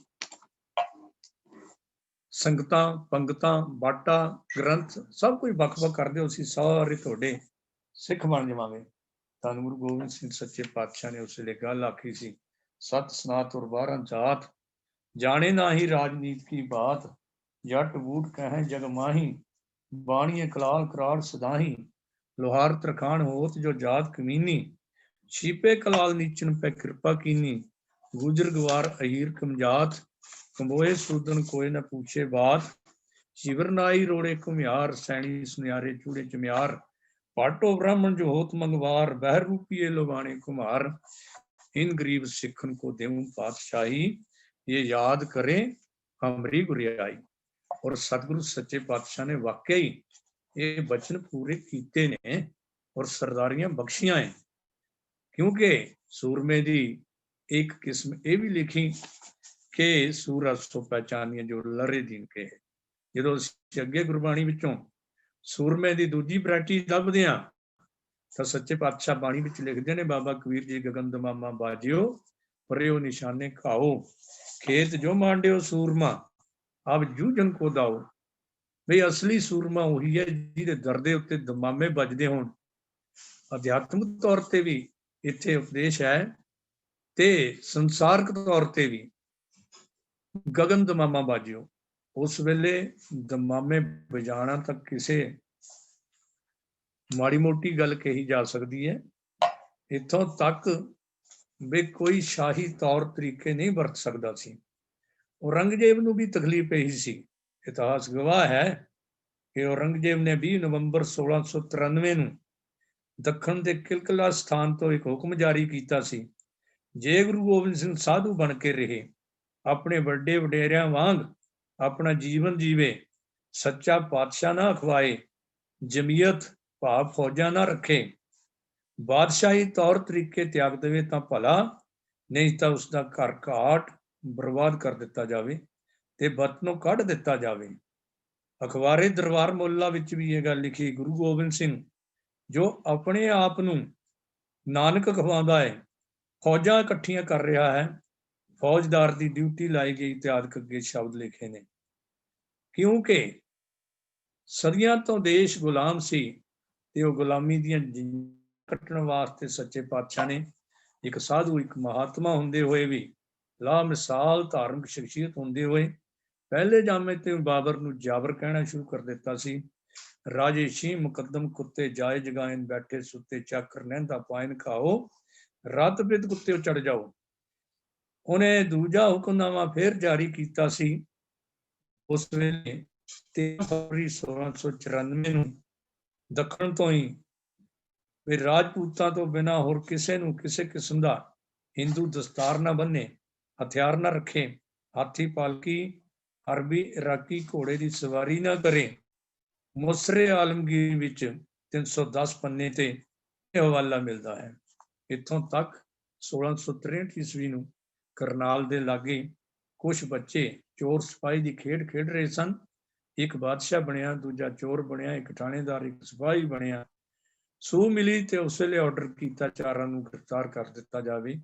ਗ੍ਰਿਫਤਾਰ ਕਰਕੇ ਕੇਸ ਚਲਾਇਆ ਗਿਆ ਔਰ ਚਾਰਾਂ ਨੂੰ ਕਤਲ ਕਰਨ ਦਾ ਹੁਕਮ ਦੇ ਦਿੱਤਾ। ਜਦੋਂ ਕਿਸੇ ਨੇ ਪੁੱਛਿਆ ਸੀ ਔਰੰਗਜ਼ੇਬ ਨੂੰ, ਇਹ ਬੱਚਿਆਂ ਦੀ ਖੇਡ ਸੀ, ਤੁਸੀਂ ਐਸਾ ਕਿਉਂ ਕੀਤਾ? ਕਹਿਣ ਲੱਗੇ, ਹਿੰਦੁਸਤਾਨੀਆਂ ਦੇ ਮਨ ਵਿੱਚ ਬਾਦਸ਼ਾਹ ਬਣਨ ਦਾ, ਰਾਜੇ ਬਣਨ ਦਾ ਕਦੇ ਸੁਪਨਾ ਵੀ ਨਹੀਂ ਆਉਣਾ ਚਾਹੀਦਾ, ਇਸ ਲਈ ਇਹ ਸਖਤ ਸਜ਼ਾ ਦਿੱਤੀ ਗਈ ਹੈ। ਦਰਅਸਲ ਤਖਤ, ਤਾਜ, ਤੇਗ, ਤਲਵਾਰ, ਤੀਰ, ਤਪੰਗ, ਤੁਪਕ, ਤੋਪ, ਤੋਪਚੀ, ਤੁਰੰਗ, ਧੌਂਸਾ, ਨੌਬਤ, ਨਗਾਰਾ, ਝੰਡਾ, ਧਵਜ, ਨਿਸ਼ਾਨ, ਹਾਥੀ, ਪਾਲਕੀ, ਘੋੜੇ, ਫੌਜਾਂ ਜਾਂ ਕਿਸੇ ਸਰਦਾਰ ਵਾਸਤੇ ਸੁਲਤਾਨ, ਪਾਤਸ਼ਾਹ ਜਾਂ ਬਾਦਸ਼ਾਹ, ਇਹ ਚੀਜ਼ਾਂ ਤੇ ਇਹ ਤਖੱਲਸ ਬਖਸ਼ਣੇ ਹਿੰਦੁਸਤਾਨ ਦੀ ਧਰਤੀ ਤੇ ਸਖਤ ਮਨਾਹੀ ਕੀਤੀ ਗਈ ਸੀ। ਪਰ ਇਧਰਲੇ ਪਾਸੇ ਧੰਨ ਗੁਰੂ ਗੋਬਿੰਦ ਸਿੰਘ ਸੱਚੇ ਪਾਤਸ਼ਾਹ ਉਹਨਾਂ ਗਰੀਬਾਂ, ਨਿਮਾਣਿਆਂ, ਨਿਤਾਣਿਆਂ ਨੂੰ ਜਿਨ੍ਹਾਂ ਨੂੰ ਕੇਵਲ ਕਾਮਸੀ ਕਿਹਾ ਜਾਂਦਾ ਸੀ, ਭਾਈ ਨੰਦ ਲਾਲ ਜੀ ਕਹਿੰਦੇ ਨੇ, ਗੁਰੂ ਗੋਬਿੰਦ ਸਿੰਘ ਮਹਾਰਾਜ ਨੇ ਮੈਨੂੰ ਹੁਕਮ ਕੀਤਾ ਸੀ ਕਿ ਸੁਣੋ ਨੰਦ ਲਾਲ ਇਹ ਸਾਜ, ਪ੍ਰਗਟ ਕਰਾਊਂ ਆਪਣੋ ਰਾਜ, ਚਾਰ ਵਰਨ ਇੱਕ ਵਰਨ ਕਰਾਊਂ, ਵਾਹਿਗੁਰੂ ਕਾ ਜਾਪ ਜਵਾਊਂ, ਝੂਲਣ ਨੇਜੇ ਹਸਤੀ ਸਾਜੇ, द्वार द्वार पर नौबत बाजे, चढ़े तरंग उड़ावे बाज। ਇਹ ਬਾਜ ਉਡਾਣਗੇ, ਘੋੜਿਆਂ ਦੀ ਸਵਾਰੀ ਕਰਨਗੇ, ਇਹਨਾਂ ਦੇ ਦਰ ਦਰ ਤੇ ਜੋ ਨਗਾਰੇ ਵੱਜਣਗੇ, ਤੁਰਕ ਦੇਖ ਕਰ ਜਾਏ ਭਾਜ, 1.25 लाख से एक लड़ाऊं, चढ़े सिंह तिस मुक्त कराऊं। सूरत सो पहचानिए जो लरे दीन के हेत, ਜਾਂ ਗगन ਦਮਾਮਾ ਬਾਜਿਓ, ਜਿਹਦੇ ਦਰ ਦੇ ਉੱਤੇ ਨਗਾਰੇ ਵੱਜਦੇ ਹੋਣ, ਧੌਂਸੇ ਵੱਜਦੇ ਹੋਣ। ਸੱਚੇ ਪਾਤਸ਼ਾਹ ਨੇ ਕੇਵਲ ਆਪਣੇ ਹੀ ਨਹੀਂ ਦਰ ਤੇ ਨਗਾਰੇ ਵਜਾਏ, ਬਲਕਿ ਸਿੱਖਾਂ ਨੂੰ ਇਹ ਮਾਣ ਦਿੱਤਾ ਕਿ ਜਿਤਨੇ ਵੀ ਮੇਰੇ ਸਿੱਖ ਹਨ ਉਹ ਸ਼ਾਹੀ ਤੌਰ ਤਰੀਕੇ ਅਪਣਾਉਣਗੇ। ਕਿੰਨੀਆਂ ਹੀ ਅਸੀਂ ਹੋਰ ਉਦਾਹਰਨਾਂ ਦੇ ਸਕਦੇ ਹਾਂ, ਮੇਰਾ ਟਾਈਮ ਨੇੜੇ ਆ ਰਿਹਾ ਹੈ। ਨਹੀਂ ਤਾਂ ਇੱਕ ਕਿਸਮ ਦਾ ਇਸ ਸੂਰਮੇ ਦਾ ਵੀ ਜ਼ਿਕਰ ਕੀਤਾ, ਕਬੀਰ ਸਤਿਗੁਰ ਸੂਰਮੇ ਬਾਇਆ ਬਾਂਝੋ ਏਕ, ਲਾਗਤ ਹੀ ਪੈਂਗਿਰ ਭਰਿਆ ਪਰਾ ਕਰੇ ਸ਼ੇਖ। ਵੀ ਸੂਰਮਾ ਉਹੀ ਹੈ ਜੋ ਕੇਵਲ ਤੇਗ ਦਾ ਹੀ ਧਨੀ ਨਾ ਹੋਵੇ, ਜੋ ਤਲਵਾਰ ਦਾ ਹੀ ਧਨੀ ਨਾ ਹੋਵੇ, ਜੋ ਜੰਗ ਦਾ ਹੀ ਯੁੱਧ ਨੀਤੀ ਵੇਤਾ ਨਾ ਹੋਵੇ, ਬਲਕਿ ਅਸਲੀ ਸੂਰਮਾ ਉਹ ਜਦੋਂ ਲੜਾਈ ਤੋਂ ਪਹਿਲਾਂ ਜਾਂ ਲੜਾਈ ਤੋਂ ਬਾਅਦ ਕਿਤੇ ਗੋਲ ਮੇਜ਼ ਕਾਨਫਰੰਸ ਕਰਨੀ ਪੈ ਜਾਵੇ ਨਾ, ਤਾਂ ਉੱਥੇ ਵੀ ਕਿਤੇ ਹਾਰ ਕੇ ਨਾ ਆਵੇ। ਸਤਿਗੁਰੂ ਗੁਰੂ ਗੋਬਿੰਦ ਸਿੰਘ ਸੱਚੇ ਪਾਤਸ਼ਾਹ ਦੀ ਇਹ ਵੀ ਬਹੁਤ ਕਮਾਲ ਜਿਹੜੀ ਨਿਸ਼ਾਨੀ ਇਤਿਹਾਸ ਦੇ ਵਿੱਚੋਂ ਸਾਨੂੰ ਪ੍ਰਾਪਤ ਹੋ ਜਾਂਦੀ ਹੈ, ਜਦੋਂ ਅਸੀਂ ਸਤਿਗੁਰੂ ਜੀ ਨੂੰ ਦੇਖਦੇ ਹਾਂ ਕਿ ਸਾਰੀਆਂ ਜੰਗਾਂ ਜਿੱਤਣ ਤੋਂ ਬਾਅਦ, ਸਾਰਾ ਪਰਿਵਾਰ ਸ਼ਹੀਦ ਕਰਾਉਣ ਤੋਂ ਬਾਅਦ, ਸਤਿਗੁਰੂ ਨੇ ਜੋ ਜ਼ਫਰਨਾਮਾ ਤੇ ਫਤਿਹਨਾਮਾ ਔਰੰਗਜ਼ੇਬ ਨੂੰ ਲਿਖਿਆ, ਉਹਦੇ ਬਾਅਦ ਜੋ ਅਵਸਥਾ ਬਣੀ, ਹੁਣ ਟਾਈਮ ਨਹੀਂ ਇਜਾਜ਼ਤ ਦੇ ਰਿਹਾ, ਮੈਂ ਇਹੀ ਬੇਨਤੀ ਕਰਾਂਗਾ ਸੰਗਤ ਨੂੰ ਕਿ ਮਰਦ ਅਗੰਬੜਾ ਕਿਤਾਬ ਸਿੱਖ ਮਿਸ਼ਨਰੀ ਕਾਲਜ ਵੱਲੋਂ ਛਾਪੀ ਗਈ ਹੈ। ਹੋਰ ਵੀ ਬਹੁਤ ਸਾਰੇ ਵਿਦਵਾਨਾਂ ਦੀਆਂ ਕਿਤਾਬਾਂ ਨੇ, ਪਰ ਜਿਤਨਾ ਕੁ ਮੈਂ ਮੈਟਰ ਆਪ ਜੀ ਦੇ ਸਾਹਮਣੇ ਬੋਲਿਆ। ਇਹ ਲਗਭਗ ਸਾਰਾ ਹੀ ਮੈਟਰ ਤੁਹਾਨੂੰ ਇਸ ਕਿਤਾਬ ਦੇ ਵਿੱਚੋਂ ਪ੍ਰਾਪਤ ਹੋ ਜਾਵੇਗਾ, ਲਗਭਗ 90%। ਇਹ ਲਈ 2 ਸਾਲਾ ਪੱਤਰ ਵਿਹਾਰ ਕੋਰਸ ਵੀ ਕਰੋ। ਸਿੱਖ ਮਿਸ਼ਨਰੀ ਕਾਲਜ ਵੱਲੋਂ ਛਾਪੀਆਂ ਹੋਈਆਂ ਜੋ ਇਹ ਕਿਤਾਬਾਂ ਹਨ, ਖੋਜ ਭਰਪੂਰ ਲਗਭਗ 600 ਦੇ ਕਰੀਬ ਕਿਤਾਬਾਂ ਛਪ ਗਈਆਂ। ਹਰ ਮਹੀਨੇ ਸਿੱਖ ਪਲਵਾੜੀ ਛਪਦਾ ਹੈ। 2 ਸਾਲਾ ਪੱਤਰ ਵਿਹਾਰ ਘਰ ਬੈਠੇ ਹੀ ਕੋਰਸ ਕਰੋ। ਇਹ ਗੱਲ ਮਾਣ ਨਾਲ ਕਹਿ ਸਕਦੇ ਹਾਂ ਕਿ ਕਿਸੇ ਵਿਦਿਆਲੇ ਦਾ ਮੂੰਹ ਨਹੀਂ ਦੇਖਿਆ, ਕਿਸੇ ਮਿਸ਼ਨਰੀ ਕਾਲਜ ਵਿੱਚ ਪਹਿਲਾਂ ਨਹੀਂ ਪੜ੍ਹੇ ਸੀ। ਇਹ ਤਾਂ ਅਚਨਚੇਤ ਸਰਦਾਰ ਮਹਿੰਦਰ ਸਿੰਘ ਜੋਸ਼ ਵਰਗੀਆਂ, ਸਰਦਾਰ ਹਰਭਜਨ ਸਿੰਘ ਜੀ ਲੁਧਿਆਣਾ, ਪ੍ਰਿੰਸੀਪਲ ਚੇਅਰਮੈਨ ਸਾਹਿਬ ਵਰਗੀਆਂ ਸ਼ਖਸੀਅਤਾਂ, ਵੀਰ ਹਰਜੀਤ ਸਿੰਘ ਜੀ, ਰਾਜਾ ਸਿੰਘ ਜੀ, ਇਹਨਾਂ ਦੀ ਸੰਗਤ ਵਿੱਚੋਂ ਜਿਤਨਾ ਕੁ ਮੈਟਰ ਤੇ ਕਿਤਾਬਾਂ ਜਿਹੜੀਆਂ ਸਿੱਖ ਮਿਸ਼ਨਰੀ ਕਾਲਜ ਦਾ ਲਿਟਰੇਚਰ ਹੈ, ਇਹ ਆਪਣੀ ਮਿਸਾਲ ਆਪ ਹੈ। ਅੰਤ ਮੈਂ ਇਹੀ ਬੇਨਤੀ ਕਰਾਂਗਾ, ਭਾਈ ਨੰਦ ਲਾਲ ਜੀ ਨੇ ਕਿਹਾ ਸੀ ਕਿ ਮੈਂ ਚਾਹੁੰਦਾ ਹਾਂ ਧੰਨ ਗੁਰੂ ਗੋਬਿੰਦ ਸਿੰਘ ਸੱਚੇ ਪਾਤਸ਼ਾਹ ਸਾਹਿਲ ਅਜ ਇਨ ਆਮੇ ਗੁਰੂ ਗੋਬਿੰਦ ਸਿੰਘ, ਖਾਕ ਪਾਕ ਅਗਦਾਮੇ ਗੁਰੂ ਗੋਬਿੰਦ ਸਿੰਘ, ਕਿ ਤੋੜੀ ਮਿਲਦੀ ਰਹੇ। ਮੇਰਾ ਮਨ ਜਿਹੜਾ ਹੈ ਧੰਨ ਗੁਰੂ ਗੋਬਿੰਦ ਸਿੰਘ ਸੱਚੇ ਪਾਤਸ਼ਾਹ ਤੁਹਾਡੇ ਮਨਾਂ ਦੇ ਵਿੱਚ, ਤੁਹਾਡੇ ਚਰਨਾਂ ਦੇ ਵਿੱਚ ਲੱਗਿਆ ਰਹੇ। ਕੁਛ ਲੋਕ ਤਾਂ ਹੁਣ ਮੈਨੂੰ ਵਿਸਰ ਗਿਆ, ਪਰ ਸਾਡਾ ਮਨ ਗੁਰੂ ਚਰਨਾਂ ਦੇ ਵਿੱਚ ਜੁੜਿਆ ਰਹੇ। ਸਾਡੀ ਔਲਾਦ, ਸਾਡੇ ਬੱਚੇ, ਜਿਵੇਂ ਸਾਡੇ ਤੇ ਸਾਡੇ ਮਾਤਾ ਪਿਤਾ ਨੇ ਕਿਰਪਾ ਕਰਕੇ ਸਿੱਖੀ ਨਾਲ ਜੋੜਿਆ, ਜੇ ਸਿੱਖੀ ਨੂੰ ਅੱਜ ਤੁਸੀਂ ਬਚਾਉਣਾ ਚਾਹੁੰਦੇ ਤਾਂ ਆਪਣੇ ਬੱਚਿਆਂ ਨੂੰ ਆਪਣੇ ਮਹਾਨ ਇਤਿਹਾਸ ਨਾਲ, ਗੁਰਮਤਿ ਫਲਸਫੇ ਨਾਲ ਤੇ ਸਿੱਖ ਰਹਿਤ ਮਰਜ਼ਾਦਾ ਨਾਲ ਜੋੜਨ ਦੇ ਲਈ ਇਹ ਸਿੱਖ ਮਿਸ਼ਨਰੀ ਕਾਲਜ ਦੀ ਕੀਤੀਆਂ ਖੋਜ ਭਰਪੂਰ ਖੋਜਾਂ ਦਾ ਪੂਰਾ ਫਾਇਦਾ ਉਠਾਓ। ਅੰਤ ਵਿੱਚ ਫਿਰ ਧੰਨ ਗੁਰੂ ਗੋਬਿੰਦ ਸਿੰਘ ਜੀ ਮਹਾਰਾਜ ਦੇ ਚਰਨਾਂ 'ਚ ਅਰਦਾਸ ਕਰਦਾ ਹੋਇਆ, ਸਤਿਗੁਰੂ ਸਾਨੂੰ ਸਾਰਿਆਂ ਨੂੰ ਇਸੇ ਤਰ੍ਹਾਂ ਬਲ ਬਖਸ਼ ਕਰਦੇ ਰਹਿਣ, ਤਾਂ ਕਿ ਆਪ ਜਪੇ ਅਬਰਾ ਨਾਮ ਜਪਾਵੇ ਦੇ ਮੁਤਾਬਕ ਸਤਿਗੁਰੂ ਦਾ ਪਾਵਨ ਇਤਿਹਾਸ, ਉਹਨਾਂ ਦੀ ਪਾਵਨ ਸਿੱਖਿਆ ਨੂੰ ਸੰਸਾਰ ਦੇ ਕੋਨੇ-ਕੋਨੇ ਵਿੱਚ ਪਹੁੰਚਾਉਣ ਲਈ ਸਤਿਗੁਰੂ ਸਾਨੂੰ ਸਾਰਿਆਂ ਨੂੰ ਬਲ ਬਖਸ਼ਣ। ਭੁੱਲ ਗਲਤੀ ਦੇਖੀ ਮਾਂ ਜੀ, ਅੱਜ ਪੂਰੇ ਮੈਂ ਨਹੀਂ ਕਰ ਸਕਿਆ ਪੁਆਇੰਟ, ਕਈ ਪੁਆਇੰਟ ਰਹਿ ਗਏ ਨੇ, ਨਾ ਵਿਸਤਾਰ ਨਾਲ ਦੇ ਸਕਿਆ। ਸੋ ਸੱਚੇ ਪਾਤਸ਼ਾਹ ਕਿਰਪਾ ਕਰਨ, ਫਿਰ ਮੌਕਾ ਮਿਲਿਆ ਫਿਰ ਇਸ ਪਾਸੇ ਵੱਲ ਸੋਚ ਲਵਾਂਗੇ ਜੀ। ਭੁੱਲ ਗਲਤੀ ਲੇਖੇਵਾਂ ਪ੍ਰਵਾਨੋ ਜੀ ਫਤਿਹ। ਵਾਹਿਗੁਰੂ ਜੀ ਕਾ ਖਾਲਸਾ, ਵਾਹਿਗੁਰੂ ਜੀ ਕੀ ਫਤਿਹ।